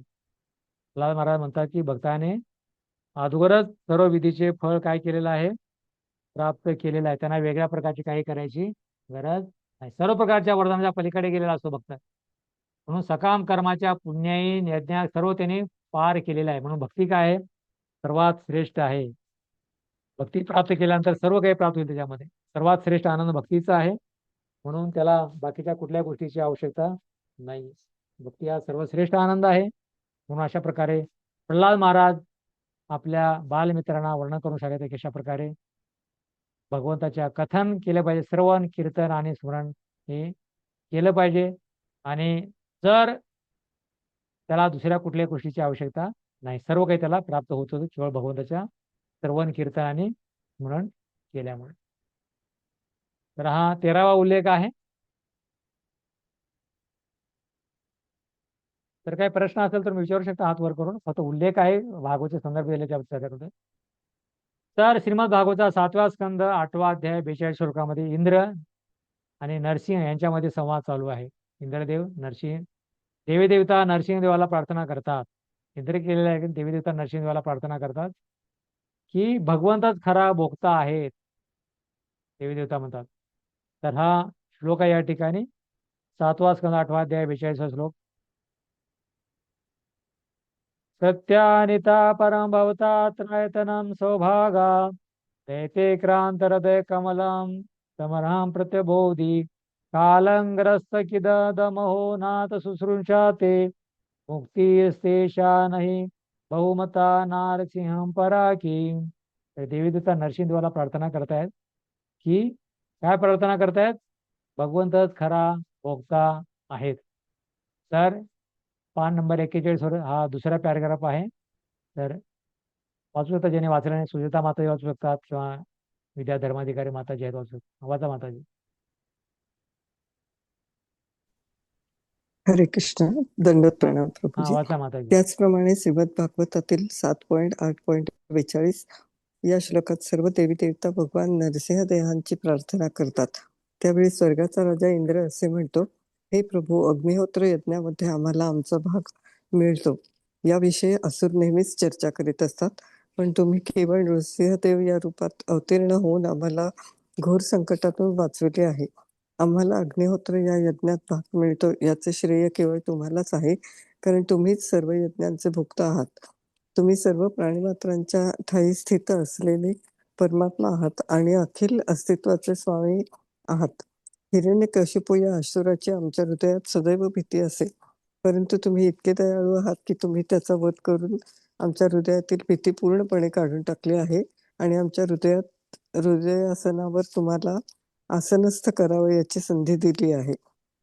जे लोक तुमच्या दिव्य प्रेममयी सेवेमध्ये सदैव रत असतात, त्यांची सर्व ऐश्वर्ये या असुरांनी काढून घेतली तरी त्यांना काहीच वाटत नाही. भक्तगण मुक्तीलाही महत्व देत नाहीत. तर मग या भौतिक ऐश्वर्यांचे काय सांगावे? वस्तुतः आम्ही केलेल्या यज्ञांचे फळ भोगण्याचा आम्हाला अधिकारच नसतो. आमचे एकच कर्तव्य आहे व ते म्हणजे सदैव तुमच्या सेवेत रत राहणे, कारण तुम्हीच सर्वांचे परम भोक्ता आहात. हरे धन्यवाद कृष्ण. माताजी. तर या थँक्यू. ठिकाणी संपूर्ण देवी देवता जे आहे, ज्यावेळी भगवान नरसिंहदेव आले, प्रकट झाले आणि हिरण्यकशिपूचा वध केला, प्रल्हाद महाराजांचं रक्षण केलं, तर संपूर्ण देवी देवता जे आहेत भगवंताला प्रार्थना करतात. इंद्राचे सर्व प्रार्थना करतायत तर की संपूर्ण तुम्हीच काय संपूर्ण भोगता आहात यज्ञाचे सर्व फळ. लोक म्हणतात की आम्ही हा यज्ञ करू, ते यज्ञ करू, तर आम्ही ठीक आहे, तो यज्ञ आम्ही स्वीकारतो फळ, पण ते तुम्ही सर्व तुम्हाला आम्ही अर्पण करतो, कारण तुम्हीच संपूर्ण यज्ञाचे भोगता आहात. भोक्ताराम यज्ञ तपसा सर्व लोक महेश्वरम सुरद सर्वभूताना ज्ञात्वा शांतिमाम वर्षते. म्हणून अशा प्रकारे जे काही या यज्ञाच्या फळाचे अधिकारी तुम्हीच आहात, आम्ही अधिकारी नाहीये. आम्ही तुमचे केवळ एक कृपापात्र सेवक आहोत. आम्ही सेवक आणि सेवक काय करतो? स्वामीच्या आदेशानुसार कार्य करतो. आमच्याकडे कुठल्या प्रकारची स्वतंत्रता नाहीये. तर म्हणून अशा प्रकारे हिरण्यकशिपू उदाहरण की हिरण्यकशिपूने आम्हाला काय केलं होतं? जगणं मुश्किल केलं होतं, पण तुम्ही आला आणि अशा प्रकारे मोठ्या असुराचा वध केला. आम्ही तर आमचं संपूर्ण हे सोडून आम्ही जागा सोडून पळत होतो, तुम्ही येऊन आमचं रक्षण केलं, त्याचा वध केला. अशाबद्दल देवी देवता जे आहेत भगवंत नरसिंहदेवाला जे आहेत प्रार्थना करतायत की तुम्हीच भगवंत आहात, तुम्हीच भोगता आहात आणि सर्वांचे मूळ तुम्हीच आहात. अशा प्रकारे देवी देवता पण काय करतात? स्वतंत्र नाही आहेत, परतंत्र आहेत आणि ते पण भगवंताच्या अधीन आहेत आणि ते पण भगवंताच्या कृपेवर आधारित आहेत आणि ते नेहमी भगवंताला प्रार्थना करतात. तर ते ह्याच्यामध्ये वर्णन ह्याच्यामध्ये आहे कशा प्रकारे प्रत्यानितम परम भोगता त्रायत स्वभागा देते ग्रात हृदय कमलम तदम प्रत्यबोधी कालंग्रस्त किद दमो नाथ सुनाते मुक्ती शेषा नाही बहुमता नारसिंह पराकी. अशा प्रकारे भगवंताची ते सुंदर अशा प्रकारे श्रीमद भागवतच्या 7व्या स्कंदातील 8व्या 42 मध्ये ते प्रार्थना करीत आहेत. तर पुढे एक इंद्राने कथन केल्या योगदानाचा अर्थ असा आहे की ब्रह्मदेवापासून कथित मुंगीपूर कोणत्याही जीवाला ऐश्वर भोगण्याचा अधिकार नाही. भौतिक ऐश्वर प्रेम स्वामी पुरुषोत्तम भगवान यांच्या सेवेत उपयोगात आणण्यासाठी आहेत. असे केल्यावर आपोआप जीवा नाही या ऐश्वर्याचा लाभ प्राप्त. या संबंधी असे उदाहरण दिले होते की शरीराचे वेगळे अवयव अन्नधान्य एकत्र करतात आणि ती शिजल्यावर शेवटी भोजन म्हणून उदार जातात. अन्न उदरात गेल्यावर सर्वांच्या भोजनाचा समान लाभ होऊ शकतो. त्याचप्रमाणे प्रत्येकाचे कर्तव्य आहे की त्याने भगवंतांना संतुष्ट करावे, म्हणजे आपोआपच प्रत्येकजण संतुष्ट होईल. यथा तरो मुलीनिश्चितेन तर्पेत तसं भुजभुज शाखा प्राणोपराच यतींद्रियांना. अशा प्रकारे सांगितलं की जर शरीराला संतुष्ट करायचं असेल तर आपण पोटामध्ये अन्न पुरवलं पाहिजे, जर झाडाला संतुष्ट करायचं असेल झाडाच्या मुळाला पाणी घातलं पाहिजे. तर त्याच प्रकारे भगवंताला संतुष्ट केल्याने सर्व काही संतुष्ट होतं. तर अशा प्रकारे देवी देवता पण भगवंताला प्रार्थना करत आहेत. तर 15वा उल्लेख आहे श्रीमद भागवत 8वा स्कंद 3रा अध्याय आणि 20वा श्लोकमध्ये गजेंद्र भगवंताला प्रार्थना करतोय 8व्या स्कंदामध्ये. तर आपल्याला हे ज्यावेळेस प्रार्थना आपण ऐकतोय तर भागवतचं पण अध्ययन करण्याची किंवा श्रवण करण्याचा तो फार आपल्याला लाभ प्राप्त होतोय. तर याच्यामध्ये आता गजेंद्र भगवंताला प्रार्थना करतोय. काय म्हणतोय गजेंद्र? प्रार्थना करतोय एकांतित यस्य कछन्नार्थम वाचिंते ये वै भगवत प्रपन्ना आत्ते देवता तजति समंगलम गयंतान समुद्र मग्ना. तर या ठिकाणी गजेंद्र जे आहे हत्ती प्रार्थना करतोय. श्रीमद भागवत 8वा स्कंद 3रा अध्याय 20. भगवंताचे दिव्य गुणाचे कीर्तनाने भक्त दिव्यानंद प्राप्त करतो. तर हा पॅरेग्राफ आहे. सुजाता माताजी वाचू शकता तुम्ही. श्लोक क्रमांक 15 ह्याच्यामध्ये पॅरेग्राफ पान क्रमांक 42 वर दुसरा पॅरेग्राफ. लिंक मध्ये राहा. ज्यावेळेस मी सांगेन तसं लगेच वाचन केलं पाहिजे. प्रत्येक वेळेस सांगण्याची गरज वाचली नाही पाहिजे आणि व्हिडिओ चालू करून वाचायचं आहे ते. प्रभूजी मला सांगितलं. हो, सांगायची हरे गरज नाही. कृष्ण. कुणी ज्याने वाचलं ते वाचू शकतात. ओके. पान नंबर 41 वरती सेकंड पॅरेग्राफ ना प्रभूजी. श्रीमद भागवत 8:3-20 गजेंद्र हाती म्हणतो. 42 वर आहे. हा 42 वर आहे. हरे कृष्ण. श्रील प्रभुपाद की जय. श्रीमद भागवतात 8:3-20 गजेंद्र हत्ती म्हणतो, मला तुमच्या भक्तिमय सेवेतून मिळणाऱ्या दिव्यानंदाचा अनुभव नाही, म्हणून मी तुमच्याकडून काही वरदान मागत आहे.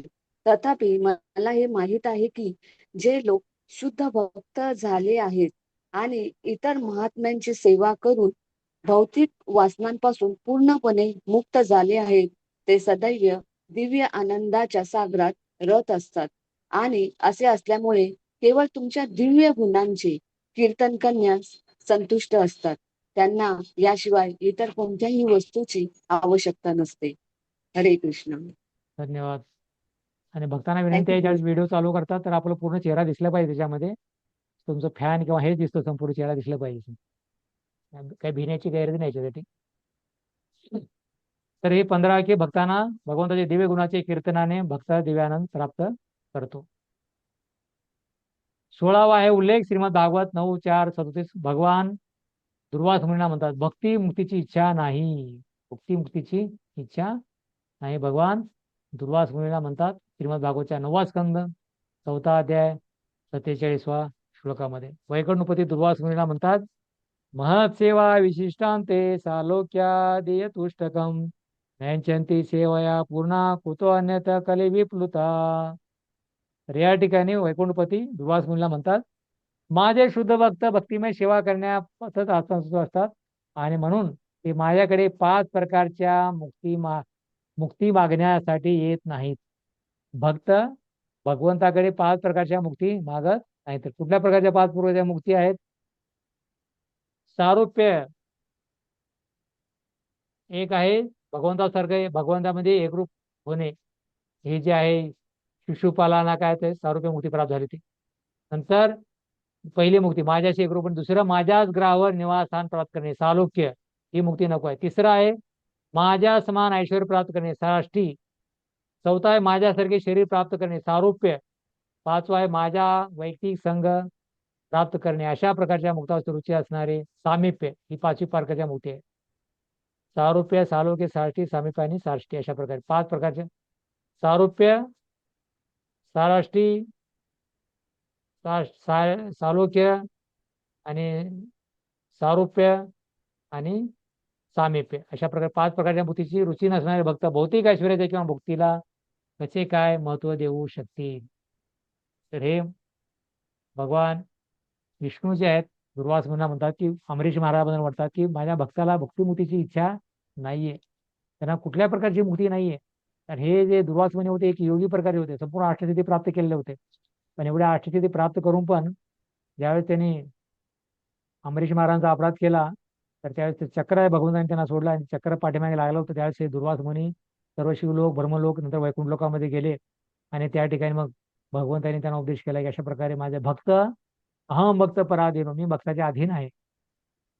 जर भक्त माझ्या हृदयामध्ये आहे मी त्याच्या हृदयामध्ये आहे, तर म्हणून ज्यावेळेस तुम्ही माझ्या भक्ताचा अपराध केला आहे त्याच्यावेळेस क्षमा मागा. त्यावेळेस हे उपदेश भगवान विष्णू जे आहेत दुर्वास मुनीला करतायत की कशा प्रकारे माझा भक्त सर्वात श्रेष्ठ आहे.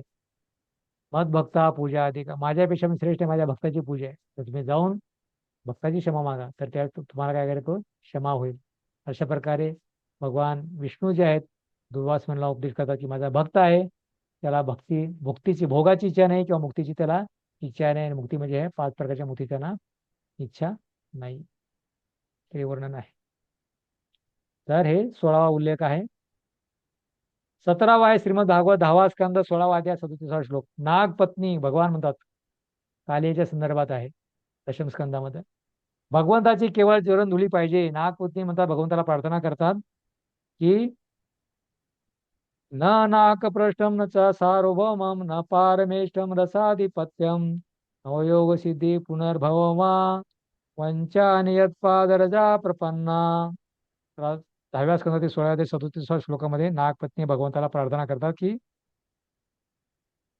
सुंदर वर्णन करतात की आम्हाला कुठल्या प्रकारचं काय आहे, नागपृष्ठम कुठल्या प्रकारचं लोक नको आहे, सार्वभौम नको आहे, पारमेष्ठ लोक नको आहे, किंवा म्हटलं हे नको आहे. तसंही आपलं हे जो ध्रुव महाराज प्रार्थना करतो तीच प्रार्थना ह्या ठिकाणी अर्धी प्रार्थना ते करतात की कुठल्या प्रकारचे योग नको आहे, सिद्धी नको आहे, तर आम्हाला भक्तांच्या चरणाची केवळ धुली पाहिजे, केवळ भक्ती पाहिजे. अशा प्रकारे नागपत्नी त्याचा जो कालिया जो आहे तो काही भक्त नव्हता, असुर होता, पण त्याच्या पत्न्या भक्त होत्या. पण त्या पत्न्या आहेत, आपल्या पतीसाठी प्रार्थना करतायत आणि भगवंत त्या पत्न्यांची प्रार्थना ऐकली आणि काय करतात, कालियाला भगवंत क्षमा करतात. आणि ह्या नागपत्न्यांची प्रार्थना कशा प्रकारे, मला आमच्या किंवा भगवंताची केवळ चरणधुळी पाहिजे, मला आम्हाला काही नको आहे. वाजू देता कोण नागपत्न्यांची प्रार्थनाचं? हरिबोल. हा. नागपत्न्यांनी अशाच प्रकारची प्रार्थना श्रीमद भागवतात 10:16-37 केलेली आहे. नागपत्न्या म्हणजे कालीय नागाच्या भार्या होत्या. त्या म्हणतात, हे प्रभू, तुमच्या चरण कमळांची धूळ अतिशय अद्भुत आहे. जर एखाद्या भाग्यवंताला या धुळीची प्राप्ती झाली तर तो सर्व लोकांची प्राप्ती, इतर ग्रहावरील प्रभुत्व, योगसिद्धी आणि अगदी मुक्तीला देखील किंचितही महत्व देत नाही. दुसऱ्या शब्दात सांगायचे तर जो तुमच्या चरणधुळीला वंदन करतो तो इतर कोणत्याही सिद्धीला महत्व देत नाही. हरिबोल. धन्यवाद सुरेश. तर या ठिकाणी पण नागपत्न्या ज्या आहेत या सिद्धीबद्दल पण नक्की संपूर्ण या अध्यायामध्ये येते की भक्त ही मोक्षा पडेलकडे भक्ती सेवा. भक्तांना मोक्ष नको आहे, भक्ती जी आहे सर्वात श्रेष्ठ आहे. भक्ती प्राप्त केल्यानंतर त्यांना मोक्षाची इच्छा प्राप्त होत नाही. ह्या संदर्भात अनेक प्रकारचे या ठिकाणी श्लोक कोट केले त्या ठिकाणी. त्या ठिकाणी नागपत्न्या पण म्हणतात की आम्हाला केवळ काय पाहिजे, तुमची चरणधुली पाहिजे. चरणधुली म्हणजे भगवंताचे भक्त जे आहेत भगवंताच्या चरणाचे असतात, चरणाची सेवा करतात. डायरेक्ट आपण भगवंताची चरणधुली करू शकतो, पण भगवंताची सेवा केल्याने पण भगवंताची कृपा आपल्याला प्राप्त होते. चरण धुली म्हणजे कृपा प्राप्त करणे. तर भगवंताची कृपा प्राप्त करत असेल तर त्यांच्या गोपेर भरतो पदकमलो दास दास म्हणून त्या भक्ताची आपल्याला सेवा केली पाहिजे, तर भगवंताची चरणधुली आपल्याला प्राप्त होते. तर म्हणून नागपत्न्याने काय केले, भगवंताला प्रार्थना केली. तर कालियाला तर भरपूर चरणधुली मिळाली, त्याच्या डोक्यावर भगवंताने नृत्य केलं. आणि या नागपत्न्या म्हणत होत्या की भगवंता, त्याला तर कृपा भेटलेली आहे, पण आम्हाला पण तुम्ही कृपा प्रदान करा, जेणेकरून आमचा पण उद्धार होईल. अशा प्रकारे हे नागपत्न्या भगवंताला प्रार्थना करतात.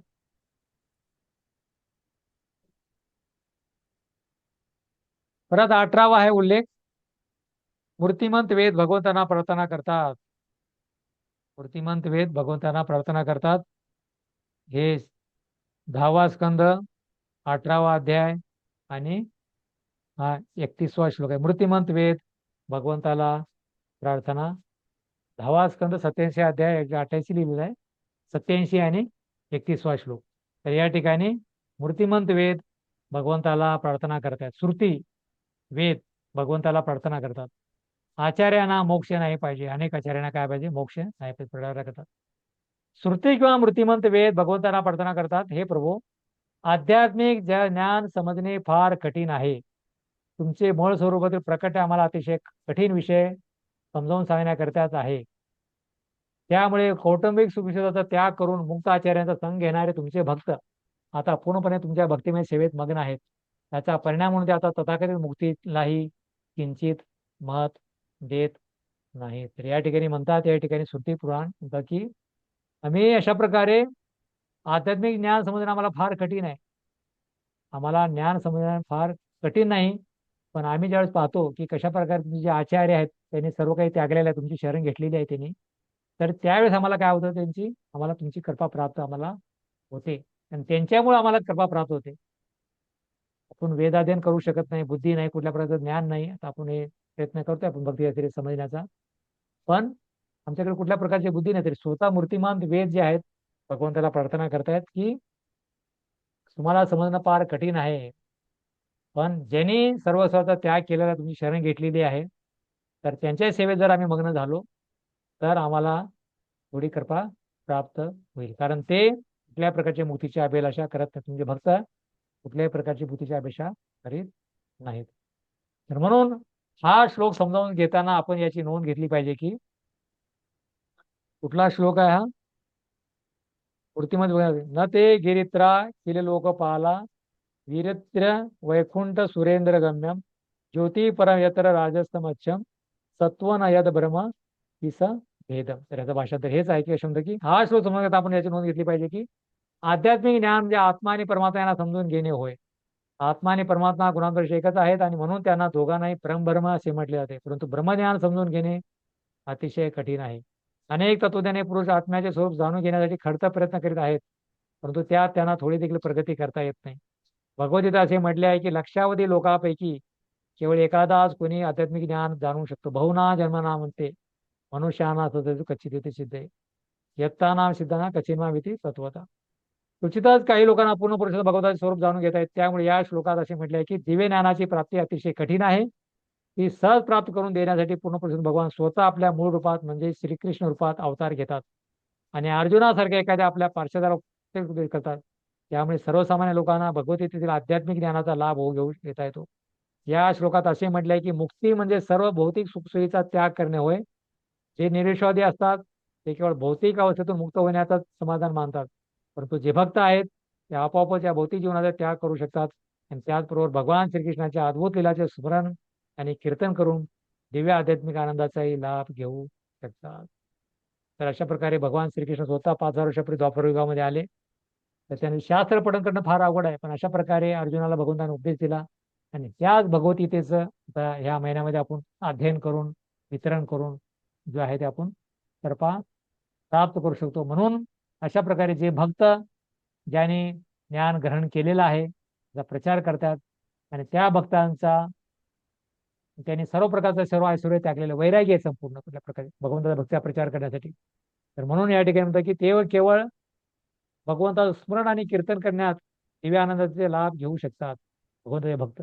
तर या ठिकाणी हे जे वर्णन आहे श्रुती मंत्र हे जे वेद आहेत भगवंताला प्रार्थना करतात, मूर्तिमंत वेद प्रार्थना करतात. कृष्णा पुस्तकमध्ये वर्णन आहे वेदांच्या प्रार्थना अध्याय पूर्ण. तर कठीण आहे समजण्यासाठी, पण याचा उद्देश हेच आहे की भगवंता तुम्हाला आम्ही शास्त्र अध्ययन समजू शकत नाही, केवळ तुमच्या भक्तांचं आम्ही चरित्र पाहतो, त्याचा संग आम्ही घेतो, त्यांची कृपा मला प्राप्त होते, तर त्यावेळेस आम्ही तुम्हाला समजू शकतो. म्हणजे ज्या प्रकारे भगवान श्रीकृष्णाने अर्जुनाला उपदेश केला कुरुक्षेत्रामध्ये आणि अर्जुन समजला, भक्त बनला आणि त्याचंच आपण अनुसरण करून आपण पण भक्त बनू शकतो. तर हा 18वा उल्लेख होता की श्रुती भगवंतांना प्रार्थना करतात की आचार्यांना कुठल्या प्रकारचा मोक्ष नको आहे, केवळ तुमची भक्ती पाहिजे. 19वा श्रीमद भागवत 11 स्कंद 20वा अध्याय 4 श्लोक. कृष्ण उद्धव गीतेमध्ये सांगतात की भक्ताला 4 दिव्य ऐश्वर्य नाही पाहिजे. भक्ताला 4 प्रकारचे दिव्य ऐश्वर्य नाही पाहिजे. कुठले 4 दिव्य ऐश्वर्य? धर्म, अर्थ, काम आणि मोक्ष. धर्म, चांगल्या धर्माचं पालन, अर्थ प्राप्ती नाही पाहिजे, धर्म काम भौतिक भोग नाही करायचा किंवा मोक्ष नाही पाहिजे किंवा मुक्ती नाही पाहिजे. तर श्रीकृष्ण उद्धवला म्हणतात न किचित साधो धीरा भक्ता एकांतिको मम वांचन मया धृत कैल्यम पुनर्भवम. तर श्रीमद भागवत 11-14 मध्ये भगवान श्री उद्धवला म्हणतात की हा पॅराग्राफ आहे, तर वाचू शकता. एक पॅराग्राफ फार मोठा पॅराग्राफ आहे आणि पहिला एक भाग वाचू शकता. वाचा माताजी, सीतारासकी माता वाचू शकता तुम्ही. व्हिडिओ बंद आहे तुमचा. आणि कोण वाचू शकते? हरे कृष्णा. प्रभूजी मी वाचू. वाचा वाचा माताजी. श्रीमद भागवतात 11:34 भगवान श्रीकृष्ण उद्धवला म्हणतात माझी पूर्णपणे शरणागती पत्करलेला भक्त भक्तिमय सेवेमध्ये इतका दृढ असतो की त्याला इतर कोणतीही इच्छा नसते. त्याला जरी 4 प्रकारची आध्यात्मिक ऐश्वर्य अर्पण केली तरी तो ती स्वीकारण्यास नकार देतो. असे असताना या भौतिक जगातील वस्तू प्राप्त करण्याची इच्छा ठेवण्यात त्याला काहीही रस नसतो. टीप दिले भगवंताशी एकरूप होणे या 5व्या प्रकारच्या मुक्तीला सविशेष आध्यात्मिक जगात ऐश्वर्य म्हणून समजले जात नाही. त्याचप्रमाणे श्रीमद भागवतात 11:14 भगवान श्रीकृष्ण उद्धवला पुढे हा असे एवढं एवढं म्हणतात. पुरेसे आहे. हे पुढच्या याच्यामध्ये हरे आहे कृष्ण. तो 20वा उल्लेख आहे. तर एवढंच आहे की 5 प्रकारच्या मुक्ती आहेत. त्याला ऐश्वर्य म्हटलेलं आहे, ऐश्वर्यशाली म्हटलेलं आहे की हे सालोक्य सारथी सामिप्य आणि सालोक्य या 5 प्रकारच्या मुक्तीला पण भक्त नको आहे. म्हणजे 4 प्रकारचे दिव्य ऐश्वर्य आहेत हे संपूर्ण. 5 आहेत पण या ठिकाणी 4 दिलेले आहेत. तर हे 5 प्रकारचे दिव्य ऐश्वर्य पण भक्ताला हे नको आहेत. तर ह्याचं हे वर्णन या ठिकाणी कृष्ण उद्धवाला म्हणतात की भक्तांना कुठल्या प्रकारची मुक्ती नको पाहिजे.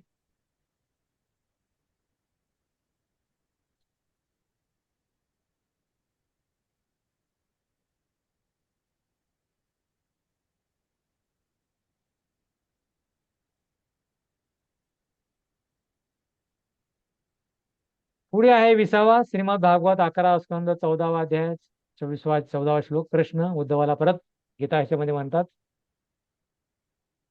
11, 14, 14.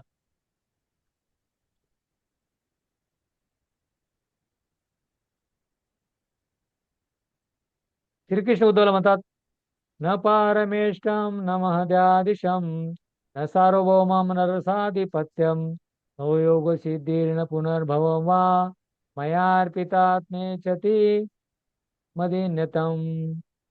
तर या ठिकाणी श्रीकृष्ण उद्धवाला म्हणतात की माझ्या भक्ताला कुठल्या प्रकारची मुक्ती. भगवान श्रीकृष्ण उद्धवला पुढे म्हणतात प्रिय उद्धव, ज्या व्यक्तीची चेतना पूर्णपणे माझ्या चिंतनात आणि माझ्या लीलामध्ये मग्न आहे त्याला ब्रह्मदेवाचे पद, इंद्रपद, कोणत्याही ग्रहावर प्रभुत्व, 8 प्रकारच्या योगसिद्धी किंवा अगदी मुक्ती देखील प्राप्त करण्याची इच्छा राहत नाही.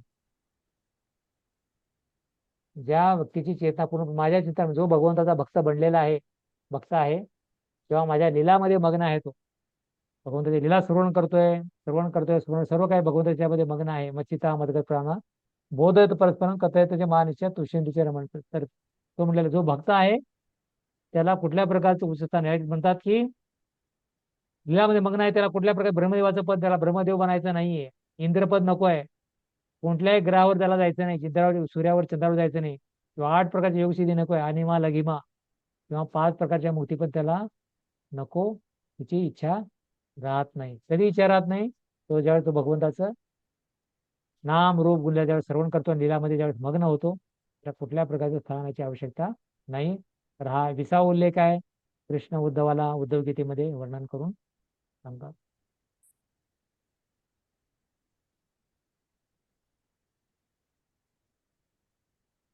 पुढे आहे 21वा उल्लेख आहे. श्रीमद भागवत 12वा स्कंद 10वा अध्याय 6वा श्लोक. भगवान शिव देवी पार्वतीला या ठिकाणी सांगतात. भगवान शंकर देवीला म्हणजे पार्वती आहे किंवा सती आहे याला वर्णन करतात. पार्वती देवीला सांगतात या ठिकाणी 12, 10, 6 मध्ये वर्णन करतात. तर वाचू शकता, छोटासा पॅराग्राफ आहे, तुम्ही वाचते.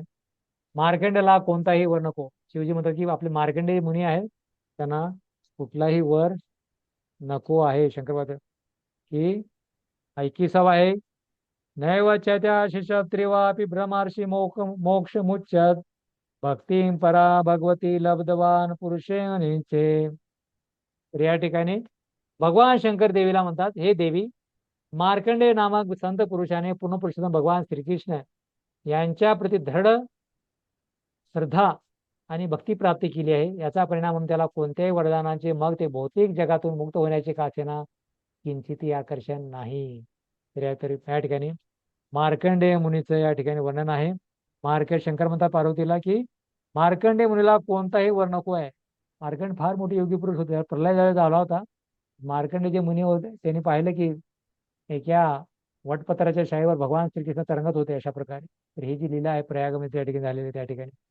तर त्या ठिकाणी त्यांचे पिताचे नाव होते मुकुंड होते म्हणून त्याचे नाव पडले मार्कंडे. मोठे भक्त आहेत. तर ते पण म्हणतात की मला कुठल्याही प्रकारची मुक्ती नको आहे कारण मला भक्ती प्राप्त झालेली आहे.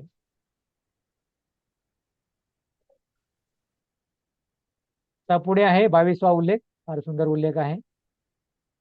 दामोदर अष्टकम. सत्यव्रत म्हणे प्रार्थना करतात दामोदराला. काय करतात? दामोदर अष्टक आपण प्रत्येक कार्तिक महिन्यामध्ये श्रवण करतो आपण. तर काय प्रार्थना करतात ते? दामोदर अष्टकमध्ये प्रार्थना करतात वरम देव मोक्षाम न मोक्षाव देवा न चाने वृणे वरेशादपि इदं तेव पूर्णात गोपाल बाला सदा मे मनस्यावरस विरस्य किमन्ये. तर हे दामोदर मध्ये सत्यव्रत प्रार्थना करतात. ते म्हणतात की मला कुठल्या प्रकारचा मोक्ष नको आहे. तर अशा प्रकारे पूर्ण जो पॅराग्राफ आहे या ठिकाणी रूपात या ठिकाणी देत आहेत. 2 पॅराग्राफ देतात. तशा प्रकारे भगवान श्रीकृष्णाला तर पॅराग्राफचं वर्णन केलं तर पूर्ण ह्याच्यामध्ये आपलं हे संपून जाऊ शकतं. तर मी सारांशमध्ये सांगू शकतो कशा प्रकारे दामोदरीला भगवंतांनी केली आणि हे सत्यव्रत मुनी फार मोठे भक्त होते. तर ह्या लीलाला हे पाहत होते अशा प्रकारे दृष्ट्या. जी भगवंतांनी 5,000 वर्षापूर्वी लीला केली कशा प्रकारे लीला केली. भगवंतांनी माखन चोरी केली त्याचं मटकं फोडलं म्हणजे यशोदा मातेने काय केलं त्यांना उखळाला बांधलं. उखळीला बांधल्यानंतर फार सुंदर लीला कशा प्रकारे यशोदा माता मंथन करत होते. कृष्ण झोपले होते. नंतर मंथन करता यशोदा मातेने पाहिले कशा प्रकारे चुलीवरचं दूध उतू चाललेलं आहे. कृष्ण माता ते जाण्यासाठी जाते. तर कृष्ण उठतात झोपेतून संपूर्ण मटकं फोडतात. फार विस्तरित लीला आहे. तर यशोदा माता ते पाहते की कृष्णाने खोडी केलेली आहे. कृष्णाला रस्सीने बांधते यशोदा माता. धावताना पळते पकडते कृष्ण भीतात. त्याच्या पण रूपाचं वर्णन आहे. आणि तर पकडते आणि पकडून त्याला बांधते रस्सीने. 84 लाख ज्या गायी आहेत 9 लाख गायी आहेत. तर त्या गायीची रस्सी आणून बांधते आणि आपल्या घरकार्यामध्ये जाते. तर त्यावेळेस कृष्ण पाहतात काय पाहतात की माझ्या याच्या अंगणामध्ये मी लीला करत असताना हे 2 वर्ष आहेत यमला 2 वर्ष आहेत ते उभे आहेत. ते कोण आहेत नल कुबेर आणि मणिगिरी आहेत. कुबेराचे पुत्र आहेत. तर श्रीमंत बापाचे पुत्र होते. पण ऐश्वर्यामुळे आणि देवकन्याबरोबर नग्न अवस्थेमध्ये मद्यपान घेऊन जलक्रीडा करत होते. त्यावेळेस नारदून त्यांना शाप दिला आणि त्यावेळेस त्या शापातून त्यांना की तुम्ही वृक्ष बना. तर ते वृक्ष बनले देवतांचे पुत्र. पण त्यांनी प्रार्थना केली भगवंताला की अरे नारद म्हणला की तुम्ही आम्हाला काहीतरी क्षमा करा. तर नारद सांगितलं की तुमचा जन्म कुठं होईल नंद महाराजच्या अंगणामध्ये तुम्ही वृक्ष म्हणून यमलार्जुन वृक्ष म्हणून आहात. पण भगवान श्रीकृष्ण ज्यावेळेस लीला करतील तर त्यावेळेस त्या लीला तुम्ही पाहाल आणि भगवंताद्वारे तुमचा वध म्हणजे उद्धार होईल. अशा प्रकारे तुम्ही तुमच्या परत लोकाला जा.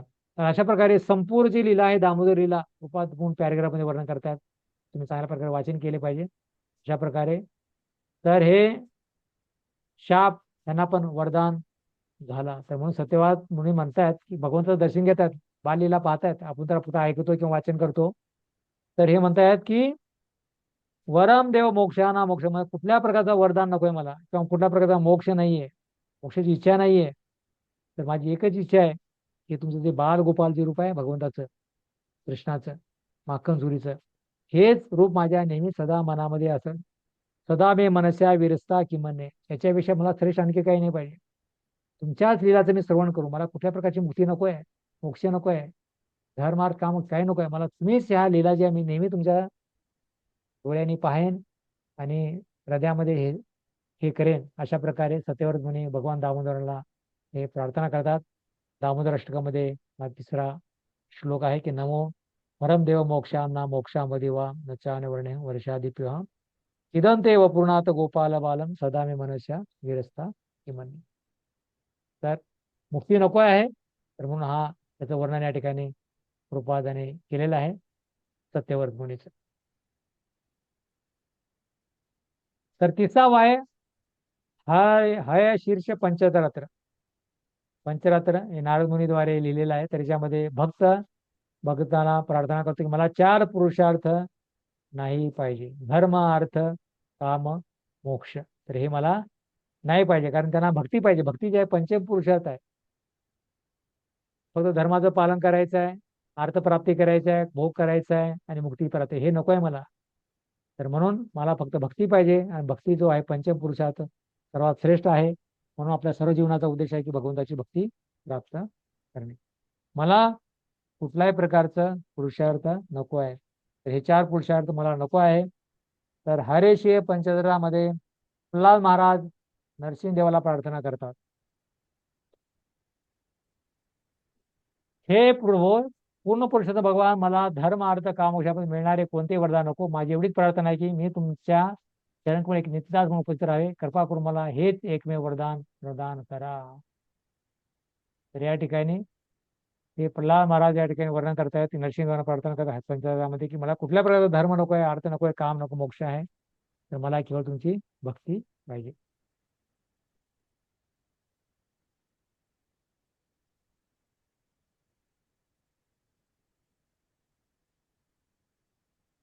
तर 23वा आहे. तर 24वा आहे. परत दुसरा पंचरत्न आहे. हरेशे पंचरथामध्ये परत प्रल्हाद महाराज नरसिंह प्रार्थना. नरसिंह देणारे वरदानाला प्रल्हादाने नाकारले. नरसिंह देवाने वरदान देत प्रल्हाद महाराज त्यांनी नाकारले. तर या पंचायत असे म्हटले आहे की छोटे छोटे आहेत. ज्यावेळी नरसिंह भगवंत प्रल्हादावर महाराजावर काही वरदान देऊ इच्छित त्यावेळी प्रल्हादाने कोणतेही भौतिक वरदान स्वीकारण्यास नकार दिला व भगवंताकडे प्रार्थना केली की मला केवळ तुमचा नेतेदास म्हणून तुमच्या चरणी घेऊन घ्यावे. तर अशा प्रकारे सुविसामध्ये नरसिंहदेव प्रल्हाद हे जे नरसिंहदेव म्हणजे तुला वरदान काय पाहिजे माग. त्यावेळी भगवंतानी हिरण्यकशिपूचा वध केला तर प्रल्हादाला विचारलं की तुला काय पाहिजे माग, मुक्ती पाहिजे, काय पाहिजे, लोक पाहिजे, काय पाहिजे. तर प्रल्हाद म्हणले मी कोणला व्यापारी नाहीये, बनिया नाहीये, तर मला तुम्ही माझ्या पित्याचा उद्धार करता. म्हणजे म्हणले की तुझ्या पित्याचा उद्धार केलेला पण पूर्ण 21 पिढीचा मी उद्धार केलाय. कारण प्रल्हाद महाराज फार भगवंता शुद्ध भक्त होते. पण प्रल्हाद महाराजांनी काही मागितलं नाही, फक्त पित्याच्या उद्धारासाठी प्रार्थना केली. आणि ते म्हणले की मी प्रकारचा एक बनिया नाहीये की जेणेकरून मी काहीतरी सेवा करेन आणि त्याच्या बदल्यामध्ये तुझ्याकडून काहीतरी मागेल. म्हणून नरसिंहदेवाने देणारे सर्व वरदानाला प्रल्हादाने संपूर्णपणे नाकारले. मला काही नको आहे, केवळ तुमच्या चरणी मला ठेवावे, म्हणजे तुमचा मला भक्त बनावे. तर हीच प्रल्हाद महाराजांची इच्छा. तर हे या ठिकाणी प्रार्थना करतात. तर पुढे आहे परत 25वा हरिषे पंचरथामध्ये प्रल्हाद महाराजांचे म्हणतात की या ठिकाणी वर्णन करतात की प्रल्हादाने ते नाकारले 24मध्ये. नरसिंहदेवाला म्हणतात की हनुमान श्रेष्ठ आहे. त्यावेळेस भगवंत त्यांचं हे करत होते की तर त्यावेळेस म्हणतात की आता काय आहे, हनुमान श्रेष्ठ आहे अशा प्रकारे म्हणतात. की अशा प्रकारे की हनुमान कोण आहेत, श्रेष्ठ आहेत.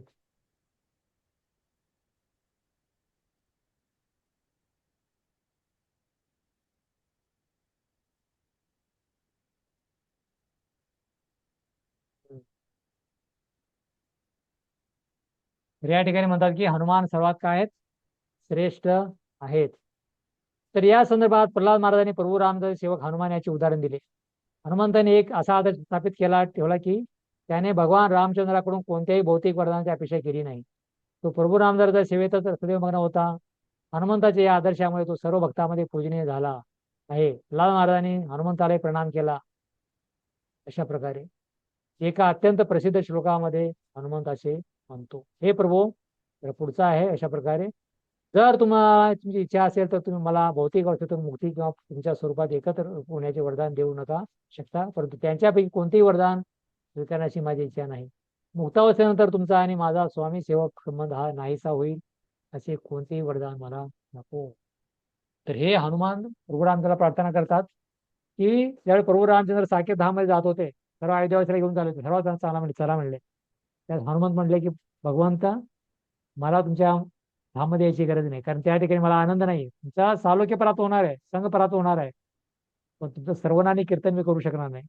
तर सर्वनानी कीर्तन करू शकेल कशा करेन, त्या फक्त पृथ्वी तलावर होत आहे, या ठिकाणी उपस्थित नाही. तुम्ही लीलास मात करून त्यावेळी तिकडे जाल, पृथ्वीला काळ ज्यावेळेस तिथले साधू संत ज्यावेळी तुमची कथा श्रवण करतील, तर मी त्या ठिकाणी राहीन. ज्या ज्या ठिकाणी रामकथा होतात तर त्या ठिकाणी हनुमंत उपस्थित, ज्या ठिकाणी राम आहेत तिथं हनुमंत उपस्थित राहतात. तर हे प्रभू रामदेव त्यांना वरदान दिलं, ज्या ठिकाणी रामकथा होती त्या ठिकाणी हनुमान उपस्थित राहतात आणि कृष्णकथा त्यांची रामकथा ते ऐकतात. तर हे हनुमान यांनी भगवंताकडे वरदान मागितलं. भगवंत सर्व काही देण्यासाठी तयार होते त्यांना, पण म्हणा नको आहे. म्हणून असा जो भक्त आहे की म्हणतो की भगवंताचा लोक नको आहे, भगवंताच्या जवळ राहायचं आहे, संपत्ती पाहिजे, कुठल्या प्रकारे त्याला नको आहे, तर तो म्हणतो की केवळ तुमचा नाम रूप गुणलाचं मला श्रवण करायचं आहे. म्हणून हनुमान जो आहे सर्व भक्तामध्ये श्रेष्ठ आहे. म्हणून हनुमंताचं गुणगान होतं आणि हनुमान दास्य भावामध्ये सेवा करतो. म्हणून भक्त म्हणतात की अंजनीच्या सुता तुला रामाचं वरदान एकमुखाने बोला जय जय हनुमान, गुणगान करतात. तर हनुमान का प्रसिद्ध आहेत? प्रभू राम जरा सर्वात सेवक भावामध्ये सेवा केली आणि नवविधा भक्तीमध्ये जे सेवक जो भाव आहे हे जे दास्य भाव आहे ते हनुमानजी आहेत. दास्य भावाचे प्रतिनिधित्व करतात की दास्य भावामध्ये भगवंताची सेवा कशी केली पाहिजे ते हनुमानाकडून शिकले पाहिजे. पण या ठिकाणी प्रल्हाद महाराज म्हणतात की हनुमान सर्वात श्रेष्ठ भक्त आहेत. हनुमान त्रेतायुगामध्ये होते, द्वापर युगामध्ये पण होते हनुमान, आणि आता पण हनुमान उपस्थित आहेत. ज्या ठिकाणी रामकथा होतात त्या ठिकाणी हनुमान उपस्थित राहतात आणि त्या कथा ऐकतात. तर म्हणून हनुमान श्रेष्ठ भक्त आहेत. दास्यभावामध्ये त्यांनी प्रभूंना प्रसन्न केलं, म्हणून प्रल्हाद महाराज द्वारे म्हणतात की हनुमान श्रेष्ठ आहेत.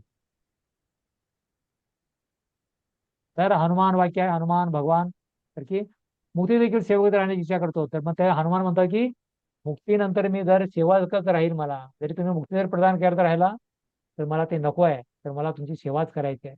मम जन्मने जन्मे थोरे भवतार भक्ती हेतु की ते. हे प्रभू तुमची इच्छा असेल तर तुम्ही मला बहुतेक अवस्थेत मुक्ती किंवा तुमच्या स्वरूपात एकीकृत होण्याचे वरदान देऊ शकता. त्यांच्यापैकी कोणतेही वरदान स्वीकारण्याची माझी इच्छा नाही. मुक्तावस्थेनंतर तुमचा आणि माझा स्वामी सेवक हा संबंध नाहीसा होईल, असे कोणतेही वरदान देऊ नका. जरी तुम्ही मुक्ती द्यायची इच्छा तुम्हाला इच्छा आहे तरी पण असं काहीतरी प्रदान करू नका जेणेकरून तुमचा स्वामी आणि तुमचा सेवक आहे हा संबंध नाहीच होऊ नये. तर तुम्ही स्वामीच आहेत आणि मी तुमचा सेवकच आहे, तर हे मला नाश होऊ नये अशा कशा प्रकारचं वरदान मला प्रदान करा. तर हे हनुमंत म्हणतात. म्हणून या ठिकाणी हनुमंत जे आहेत राशी रूपामध्ये भगवंताची भक्ती करतात, म्हणून हनुमंताचं गुणगान प्रल्हाद महाराज या ठिकाणी करत आहेत. 27 आहे नारद पंचरामध्ये जितंती स्तोत्रामध्ये वर्णन आहे. भक्त आणि भगवान, सिद्धी नाही भक्ती पाहिजे. भक्त आणि भगवंतामध्ये वर्णन चालू आहे की भक्त म्हणतोय की मला सिद्धी नाही पाहिजे, भक्ती पाहिजे. तर त्याच्यामध्ये हा दुसरा पॅराग्राफ आहे, वाचू शकतो आपण तरी. नारद पंचरात आणखी एक श्लोकामध्ये म्हटलं आहे की वाचून ज्याने वाचले नाही ते किंवा ज्याने वाचले ते पण वाचू शकतात. प्रभूजी वाचते मी. हा वाचा. नारद पंचरात्रातील आणखीन एका श्लोकात असे म्हटले आहे, हे प्रभो, मला धर्म अर्थ काम मोक्ष यांच्या पूर्णावस्थेपासून मिळणारी कोणतीही सिद्धी नको. तुम्ही मला सतत आपल्या चरण कमळांच्या छायेत ठेवावे ही माझी एकमेव इच्छा आहे. मला सालोक्य म्हणजे तुमच्या ग्रहावर निवासस्थान किंवा सारुप्य म्हणजे तुमच्यासारखे रूप असे कोणत्याही प्रकारचे वरदान नको. माझी एकच प्रार्थना आहे की मी सदैव तुमच्या दिव्य प्रेममयी सेवेत रत असावे. हरे तर कृष्ण. अशा प्रकारे हे प्रार्थना करतात की आणखी एका श्लोकामध्ये भगवान हे प्रार्थना करतात प्रल्हाद महाराज की मला कुठल्या प्रकारची मुक्ती नको आहे नारद पंचरामध्ये. तर अशा प्रकारे की हा ब्रह्मदेवाने नारद मुनीला सांगितलेला उद्देश आहे आणि त्याच्यावर नारद मुनीने हे पंचरात्र लिहिले, नारद पंचरात्र.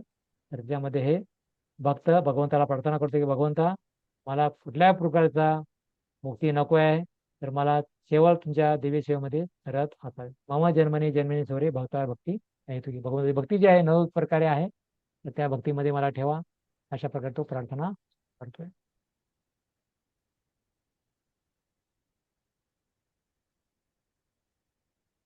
अठ्ठावीसवा श्रीमद भागवत 6वा अध्याय 6वा स्कंद 14वा अध्याय 5व्या श्लोकात परीक्षित महाराज सुखदेव महाराजाचं वर्णन करतात. नारायण परा दुर्लभ आहे मुक्तीची इच्छा नाही. तर हे चित्रकेतू महाराजाच्या याच्याचं वर्णन आहे की 6व्या स्कंदामधलं की मुक्तानापी सिद्धाना नारायणा परायणा सुदुर्लभ प्रशांतात्मा कोटीशु महामुने. तर नारायण परा सुदुर्लभ आहे, नारायणाचा भक्त आहे फार दुर्लभ आहे. कारण का दुर्लभ आहे? त्याला मुक्तीची इच्छा नाहीये. तर हा जो परतासुराचा संबंध आहे, तर या ठिकाणी वर्णन केलेलं आहे की श्रीमद भागवतात 6:14-5 मध्ये वर्णन आहे. परीक्षित महाराज सुखदेव गोस्वामींना एक प्रश्न विचारतात, हे ब्राह्मण, वृत्रासूर अतिशय पापी होता आणि त्याची मनोवृत्ती पूर्णपणे रजोगुणी आणि तमोगुणी होती, हे मी जाणतो. असे असताना त्याने भगवान नारायणाची इतकी परिपूर्ण वा भक्तिमय सेवा कशी काय केली, हे मी असे ऐकले आहे की त्याने कठोर तपश्चर्या आणि ज्ञानवान पुण्य पुरुषांनाही भगवतभक्त होण्याकरता प्रयास करावा लागतो. नारायण निसंदेह अत्यंत दुर्मिळ असतो, म्हणून वृत्रासूर असा भक्त झाल्याचे ऐकून मला अतिशय आश्चर्य वाटत आहे. या ठिकाणी परीक्षित महाराज प्रश्न विचारतात सुखदेव गोस्वामीला की हे कशा प्रकारे हे चित्रकेतू महाराज आहेत जे आहेत चित्रकेतू महाराज वत्सरासुर जो आहे कशा प्रकारे ते पापी होता, सर्व केलेला होता, पण अशा प्रकारे कशा प्रकारे तो भगवंताची भक्ती तिने प्राप्त केला. अनेक भक्तांना प्रयत्न करावा लागतो भगवंता भक्त बनण्यासाठी, पण हा स्वाभाविकच भक्त आहे. तर म्हणून सांगितलं की भगवंताचे जे भक्त आहेत तर हे कोण आहेत, चित्रकेतू महाराज होते. अशा प्रकारे सुखदेव गोस्वामी त्याला सांगतात. आणि प्रशांतात्मा कोटीशिव महामुने फार दुर्लभ आहे, कारण ते भगवंताचे भक्त आहेत आणि त्यांनी भक्ती पूर्ण झाली आहे, पण काही कारणास्तव त्यांचं हे झालेलं आहे, पण त्याच्यामध्ये ते भक्ती पूर्ण करून ते पुढे जाणार आहेत. तर हे परीक्षित महाराजांना आश्चर्य झालं की अशा प्रकारे आसुर योनीमध्ये राहून कशा प्रकारे भगवंताचा उपदेश करतोय अशा प्रकारे त्याला. पण त्या सुखदेव गोस्वामी त्यांना सांगतात की हे उत्तरासुर जे आहेत तर साधारण असुर नाही, तर महाराज चित्रकेतू आहेत. आणि अशा प्रकारे पार्वती शापन त्यांना असुर बनलेले आहेत आणि त्यावेळी त्याचा आता उद्धार होईल. पण ते भगवंताचे फार श्रेष्ठ भक्त आहेत. म्हणून वरील श्लोकात सर्वात महत्वपूर्ण गोष्ट की निर्विशेषवादी ब्रह्मामध्ये विलीन होण्याची मुळीच प्रकाश प्राप्त झालेले अनेक मुक्त पुरुष आपल्याला आढळतात, परंतु त्याहून पुरुषोत्तम भगवान नारायण यांचा भक्त होणे अतिशय दुर्मिळ आहे. अशा कोट्यावधी मुक्तात्मा भगवान भाग्यवान पुरुषामध्ये एखादाच मनुष्य भक्त होऊ शकतो. भावना जन्माना म्हणते ज्ञानान प्राप्तते वासुदेव सर्वमती सहमात्मा सुदुर्लभ. भगवंताचा एक भक्त खरे मुक्ती इच्छा करणारे अनेक प्रकारे अष्टसिद्धी प्राप्त करणारे धर्मार्थ पुरुषार्थ करणारे भरपूर लोक असतील, पण भगवंताची भक्ती करणारे फार दुर्मिळ लोक आहेत. आपण जी भगवंताची भक्ती करतोय फार दुर्मिळ लोक आहेत. मुंबईमध्ये किती लोक असतील भक्ती करत नाहीत, पण त्यामध्ये कितीतरी कमी लोक आहेत असे की नाम जप करतात, गीता वाचन करतात, अध्ययन करतात, सेवा करतात. तर अशा प्रकारे हे फार भक्ती दुर्मिळ आहे आणि केवळ साधूच्या संघामुळे ती भक्ती आपल्याला प्राप्त होते. तर हे म्हणून परीक्षित महाराजच्या प्रश्नाला सुखदेव परीक्षित महाराज प्रश्न विचारतात आणि सुखदेव गोस्वामी त्या प्रश्नाचं उत्तर त्यांनी दिलेलं कशा प्रकारे हे वत्सरासुर जे आहेत साधारण पुरुष नाहीये, भगवानाचे महान मोठे भक्त आहेत आणि त्यांना काही कारणास्तव त्यांना शाप मिळालेला आहे. ह्या शापामध्ये ते कार्य पूर्ण करून ते भगवंताच्या धामाला परत जाते. मुक्तानापि सिद्धाना नारायण परायणा सुदर्लभ प्रशांतात्मा कोटेश्वर महामुने. तर हा श्लोक आहे. सर्व मुक्ताना सिद्धाना नारायण पराना भक्त आहे, फार दुर्लभ आहे तो. प्रशांतात्मा फार शांत आहे, कोटी अनेक कोटी कोटी मध्ये महामुनी आहे, त्याची एवढी उपमा दिलेली आहे. तर मुक्तीमध्ये सिद्धीमध्ये नारायणाचा भक्त फार श्रेष्ठ आहे, त्याला कुठल्या प्रकारचे हे नको आहे. त्या प्रकारे हजारो मुक्तीलापैकी हजारो जागे असतील त्या भगवंताचा एक भक्त असतो.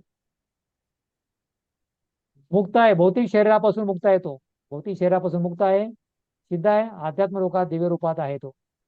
तर भगवंताचा भक्त काय मुक्त आहे. आणि मुक्तानापै सिद्धाना मुक्त म्हणजे भौतिक शरीरापासून मुक्त आहे, शरीराच्या पडे आहे तो. म्हणजे शरीर मी आत्मा आहे आणि आत्म्यासमोर भगवंताची सेवा करणे. आणि दुसरा सिद्ध आहे, सिद्ध कसा आहे तो आध्यात्मिक लोकांमध्ये दिव्य रूपामध्ये आहे तो, भगवंताच्या धामामध्ये दिव्य रूपामध्ये तो उपस्थित आहे.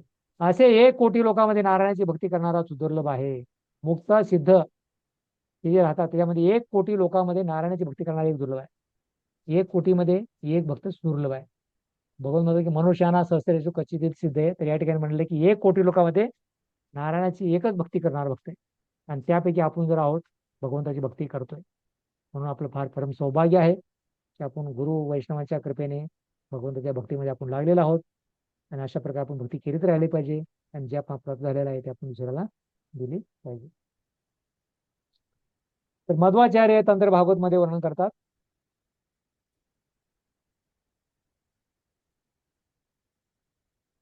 मध्वाचार्य तंत्र भागवत मध्ये वर्णन या ठिकाणी करतात.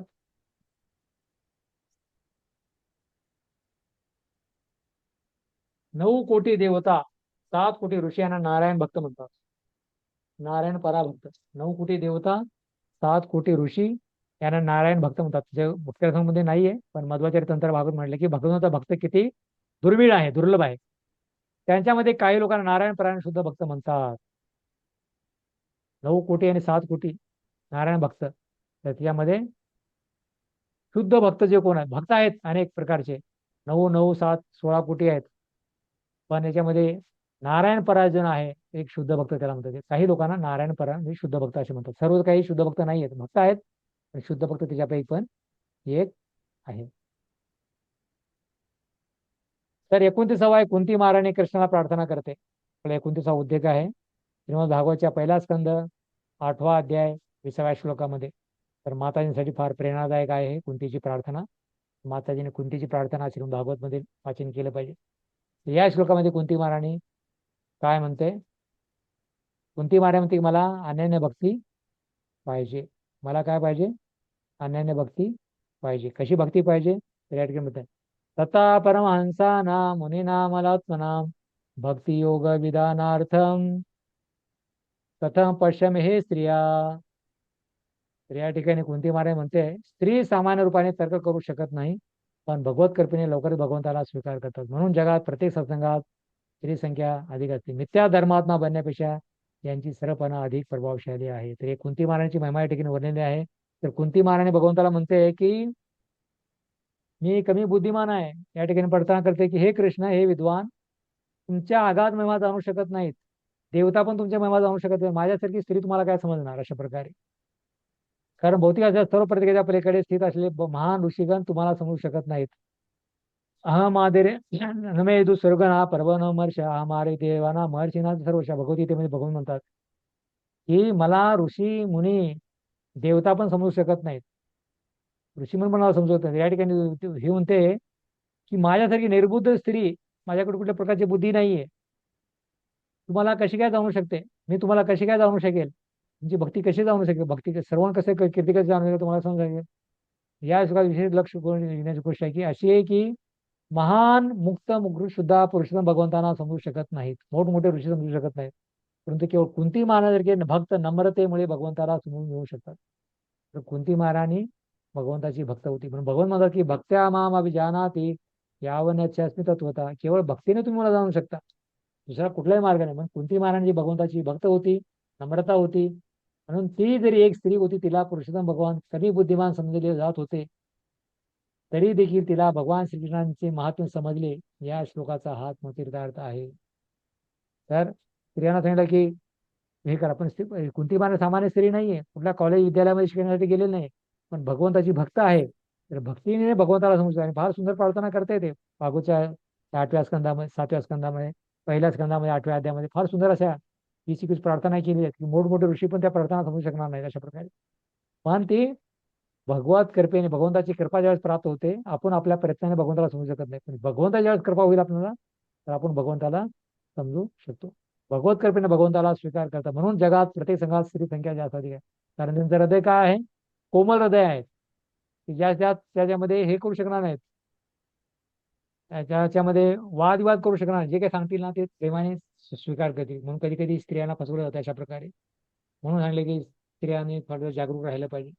कारण त्यांचं हृदय सरळ असतं आणि त्याच्यात विवेक बुद्धी नसते. स्त्रियामध्ये सहज असते, सहज बुद्धी असते, लगेच जे काही सांगतील स्वीकारते. म्हणून कृपा त्याचे उदार तात्पर्याने सांगतात. म्हणून स्त्री सत्संगामध्ये, आध्यात्मिक कार्यामध्ये स्त्रियाची संख्या जास्त आहे. इव्हन भक्ती जागतिक उद्देशामध्ये पण जवळजवळ 40 लोकांमध्ये जो 25 माताजी आहे, त्याच्यामध्ये पुरुष कमी आहेत. त्याचे अनेक कारण असू शकतात. पुरुषांना वेळ नाही, इंटरेस्ट नाही, किंवा हे करावं होतं. पण या ठिकाणी असं नाही की माताजींना कामधंदा नाही म्हणते, नाही, पण त्याची इच्छा आहे काहीतरी जाणण्याची, भगवंताला जाणण्याची इच्छा आहे, भक्ती जाणण्याची इच्छा आहे, भक्ती करण्याची इच्छा आहे. म्हणून मिथ्या धर्मात्मा बनण्यापेक्षा त्यांची सरळपणा अधिक प्रभावशाली आहे. तर मोठा धर्मात्मा बनवून, सोंग घेऊन, कपडे परिधान करून मोठे बनण्यापेक्षा हृदय सरळ पाहिजे. म्हणून वैष्णवताची सरळता हीच वैष्णवता आहे. म्हणून अधिक प्रभावशाली आहे. म्हणून स्त्रिया सरळ हृदयाच्या असतात. म्हणून ते भगवंताला प्रसन्न करू शकतात, भगवंताला प्राप्त करू शकतात. तर म्हणून या ठिकाणी कुंती महाराणीचं गुणगान या ठिकाणी केलेलं आहे की कुंती महाराणी भगवंताला सहज रूपाने प्राप्त करते, कारण तिचं जे हृदय आहे सरळ आहे.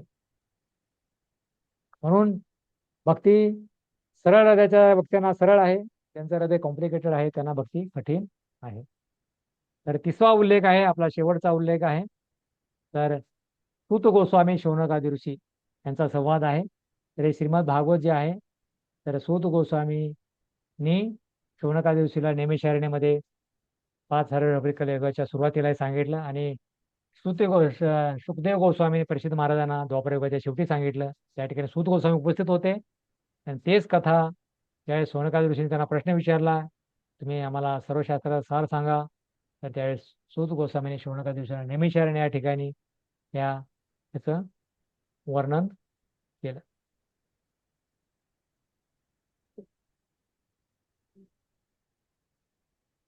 तर सूत गोस्वामी शौनकादी ऋषीला म्हणतात, इच्छारहित आत्माराम केवळ श्रवण करू इच्छितो. इच्छारहित जो आत्माराम कोण आहे, स्वतः संतुष्ट आहे, केवळ श्रवण करू इच्छितो. त्याची एकच इच्छा असते, बाकी काही नको, त्याला केवळ भगवंताच्या कथा तो श्रवण करतो. तर हा जो श्लोक आहे सूत गोस्वामी श्लोका विषय म्हणतात की सूत उवाच. तर हा श्लोक आहे श्रीमद भागवत स्कंद 1 अध्याय 7 आणि 10वा श्लोक आहे त्याच्यामध्ये. आत्मारामच मुनयो निर्गंत आयुरुर्कमे पूर्वन्य हेतु भक्ती मितता बुद्गुणो हरी. तर या ठिकाणी जे आहे ते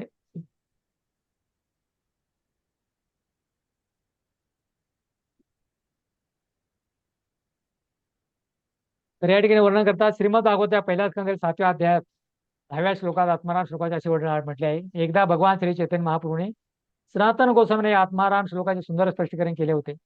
वाचकांनी अधिक माहिती करता लेखकाचा तो श्री चैतन्य शिक्षा ग्रंथ वाचावा. याचं वर्णन जे आहे आत्माराम श्लोकाचं वर्णन केलेलं आहे. 108 वर्णन केले विस्तार केलेला आहे. ज्या मुक्त पुरुषांना भौतिक जीवनाच्या प्रयोजनातून संपूर्ण मुक्ती प्राप्त झालेली आहे त्यांना देखील भगवान श्रीकृष्णाचे दिव्य गुण आकर्षित करीत असतात. मुक्तात्म्याला विषय सुखाची किंचित वासना नसते. तो सर्व भौतिक इच्छापासून पूर्णपणे मुक्त असूनही भगवंताची लीला श्रवण करण्याविषयी त्याला मनात अपार आकर्षण असते. भगवंताची लीला व महिमा या भौतिक गोष्टी नव्हेत. अन्यथा आत्मावर म्हणून प्रसिद्ध असलेले मुक्त पुरुष अशा लीलाकडे कसे काय आकर्षित होऊ शकते.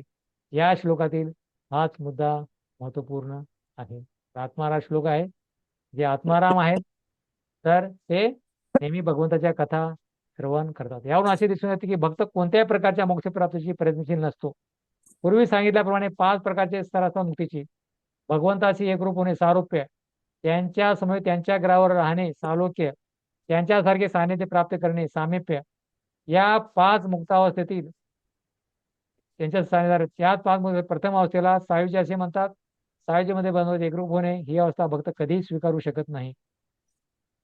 सायुज्य म्हणजे भगवंताशी एकरूप होणे. भगवंता सायुज्य हे शिशुपाल जे होते कंस होते त्यांना सायुज्य मुक्ती प्राप्त झाली. भगवंताच्यामध्ये विलीन झाले ते यापैकी आनंद आहे. तर इतर 4 प्रकारच्या मुक्ती जरी भक्तांनी कामना केली तरी त्या भक्तीच्या आदर्शाच्या विरुद्ध नसतात.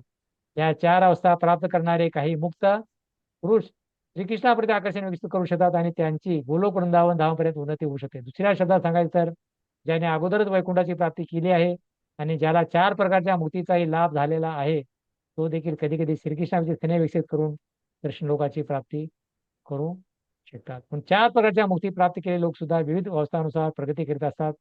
प्रारंभी त्यांना श्रीकृष्णाच्या आकर्षण असू शकते. त्यांना परिपक्व अवस्थेत वृंदावन धामात भगवान श्रीकृष्णाचे प्रकट केलेले प्रेम आतापर्यंत सुप्त होते त्याविषयी त्यांच्या हृदयात गोडी वाटू लागू शकते. म्हणून जरी शुद्ध भक्तांनी मुक्तीच्या इतर 4 अवस्थांना क्वचित प्रसंगी अनुकूल मानले तरी सायुज्य म्हणजे भगवंताचे एकरूप होणे या मुक्तीला ते कधीही स्वीकारू शकत नाही. म्हणजे भगवंतामध्ये विलीन होण्याचं त्यांना इच्छा नाही. पण बाकीच्या ज्या मानव सालोक्य साष्टी सामिप्य ह्या ज्या आहेत हे जरी भक्तांनी प्राप्त केलं तरी ते भगवंताच्या धामाला जाऊ शकतात. पण जे सारूप्याची जे सायुजी मुक्ती आहे भगवंतामध्ये विलीन होण्याची ते भक्त कधीही स्वीकार करत नाही. तर म्हणून या ठिकाणी हे जे वर्णन ह्याच्यामध्ये 30व्या ह्याच्यामध्ये केलेलं आहे. श्रीमद भागवत 1:7-9 मध्ये शौनकादिशी प्रश्न उत्तर. प्रश्न आत्माला सांगते सुखदेव विसरत भागवत कथनाने कष्ट का केले. तर शौनकादी ऋषीने प्रश्न विचारला त्याच्यामध्ये की सुखदेव गोस्वामी होते व्यासदेवांचे पुत्र होते आत्मसाक्षात्कार होते. आईच्या गर्भामध्ये त्यांनी किती वर्ष केले 16 वर्ष भागवत कथा ऐकली त्यांनी सर्व. तर शिवजीकडून पुपट असताना ऐकले त्यांनी. नंतर हे व्यास मुनीची पत्नी होती वाटिका तिच्या गर्भामध्ये येऊन त्यांनी 16 वर्ष राहिले. ते व्यास मुनी कथन करते आपल्या पत्नीला आणि ती कथा एवढे आत्मसाक्षात्कारी होते. पण त्यांनी भागवत अध्ययनाचे कष्ट घेतले. जर बाहेर आल्यानंतर भगवंताच्या कृपेने ते बाहेर आले आणि त्यावेळेस त्यांना व्यास मुनी बोलत चालू लागले. ते बाहेर आल्यानंतर 16 वर्षाचा बालक आहे कुठल्या प्रकारच्या अंगावर कपडे नाहीत निघून चालले. तर व्यास मुनी अरे बाळ थांब थांब आणि थांबून त्यांना काय केलं व्यास मुनी श्रीमद भागवतचं काय केलं कथन काय केलं. तर प्रश्न आहे आत्मधारी सुखदेव विसरत भागवत अध्ययनाचे कष्ट काय केले. आत्मपुरुष होते आपल्या मातेच्या घरामधूनच ते साक्षात्कारी होते आत्मसाक्षात्कारी होते. मी शरीर नाही आत्मा ह्यानं पुन्हा आत्मसाक्षात्कार झाला होता. पण त्यांनी परत भागवत अध्ययनाचं कष्ट काय केलं. तर हा शौनकादी ऋषीच्या प्रश्नाला हे मध्ये उत्तर आहे 1:7-9 मध्ये.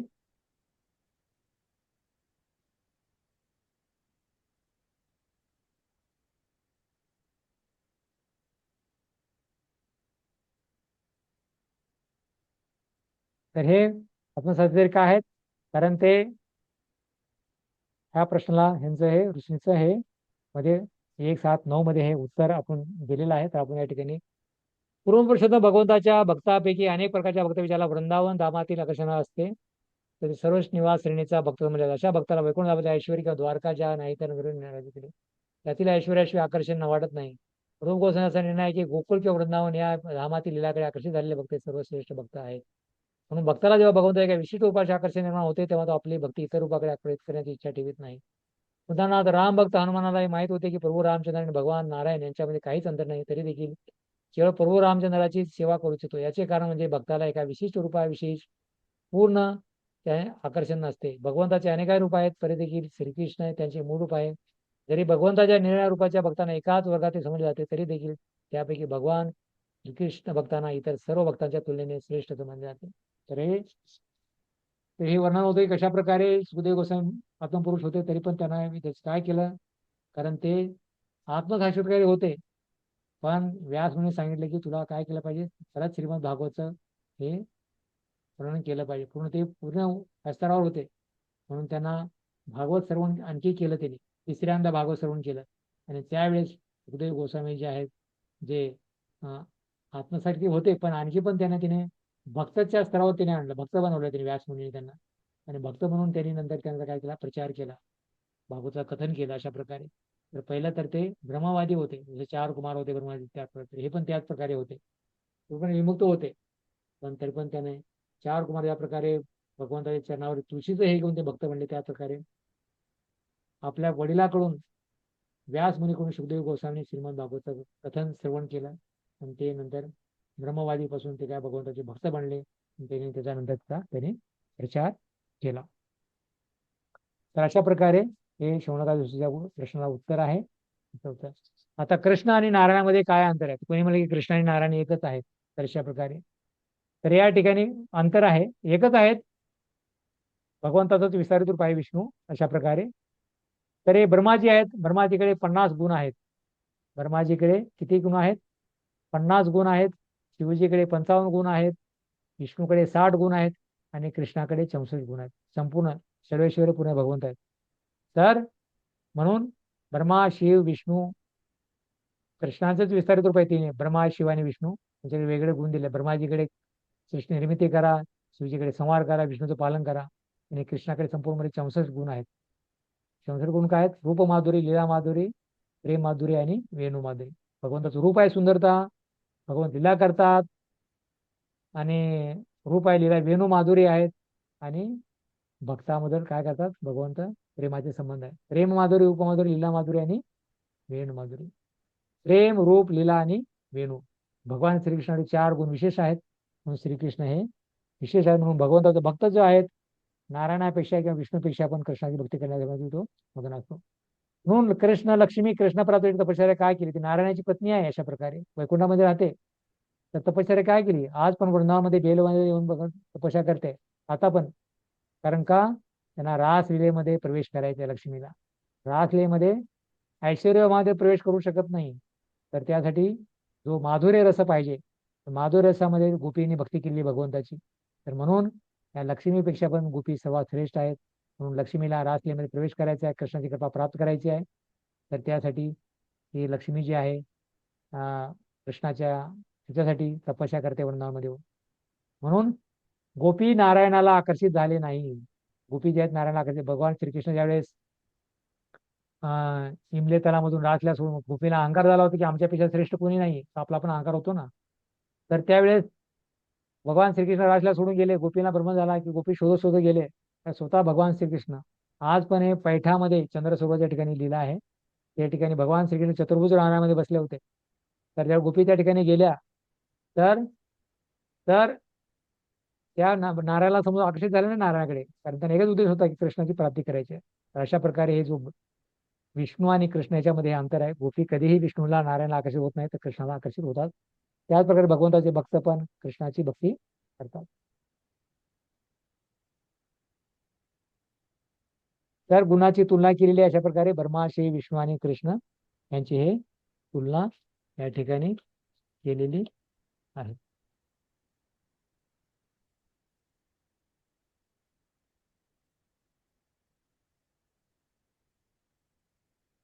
तर हे ब्रह्माजी पण आहेत वृंदावनमध्ये. ब्रह्माची 4 डोके आहेत, की कशा प्रकारे बरसाण्यामध्ये भानगड, मानगड, दानगड, विलासगड अशा प्रकारे ब्रह्माजी त्या ठिकाणी उपस्थित आहेत. भगवंताच्या लीला चरणाची धूळ घेत आहेत. आणि अशा प्रकारे शिवजी पण गोपी बनले. शिवजीला पण स्नान करायचं होतं, म्हणजे रासलीमध्ये प्रवेश करायचा होता. तर त्यावेळेस गोपीने सांगितलं त्यांना की तुम्ही मानसरोवरामध्ये स्नान करा. आणि ते मग काय घडले, गोपी बनले. तसं हे नारद मुनी पण गोपी बनायचे, त्यांना पण ते कुसुम सरोवरामध्ये स्नान केल्यानंतर ते नारदी गोपी बनले. तर शिवजीने मानसरोवरामध्ये स्नान केलं आणि ते गोपीश्वर गोपी बनले. आणि कसे गोपी बनले, सापवाले गोपी बनले. तर सर्व गोपी म्हणल्यावर हे कुठली गोपी आली या ठिकाणी. मग शिवजीला म्हटले की तुम्ही काय करा, रासलीमध्ये प्रवेश करू शकत नाही, त्या स्तरावर नवीन माधुरी रसामध्ये नाहीये, तर तुम्ही रासलीलेचं संरक्षण करा. म्हणून आता पण शिवजी हे गोपेश्वर महादेवच्या रूपाने वंशीवट या ठिकाणी वृंदावनमध्ये काय करतात, सिक्युरिटी गार्ड आहेत अशा प्रकारे. तर हे ब्रह्मा आहेत, शिव आहेत, विष्णू आहेत आणि हे कृष्ण आहेत. या तिघामध्ये हे अंतर आहे. तर म्हणून महाविष्णू कृष्ण दर्शनाची इच्छा केली. तर स्वतः कृष्णच आहेत महाविष्णू. महाविष्णूचं कृष्णापासून महाविष्णू आले. महाविष्णू कृष्णाच्या दर्शनाचे काय केले, तर ज्यावेळेस हे ब्राह्मणाचे जे पुत्र होते द्वारकेमध्ये, तर ते घेऊन जायचे, संपूर्ण प्रत्येक पुत्र जन्मायचा ते घेऊन जायचे.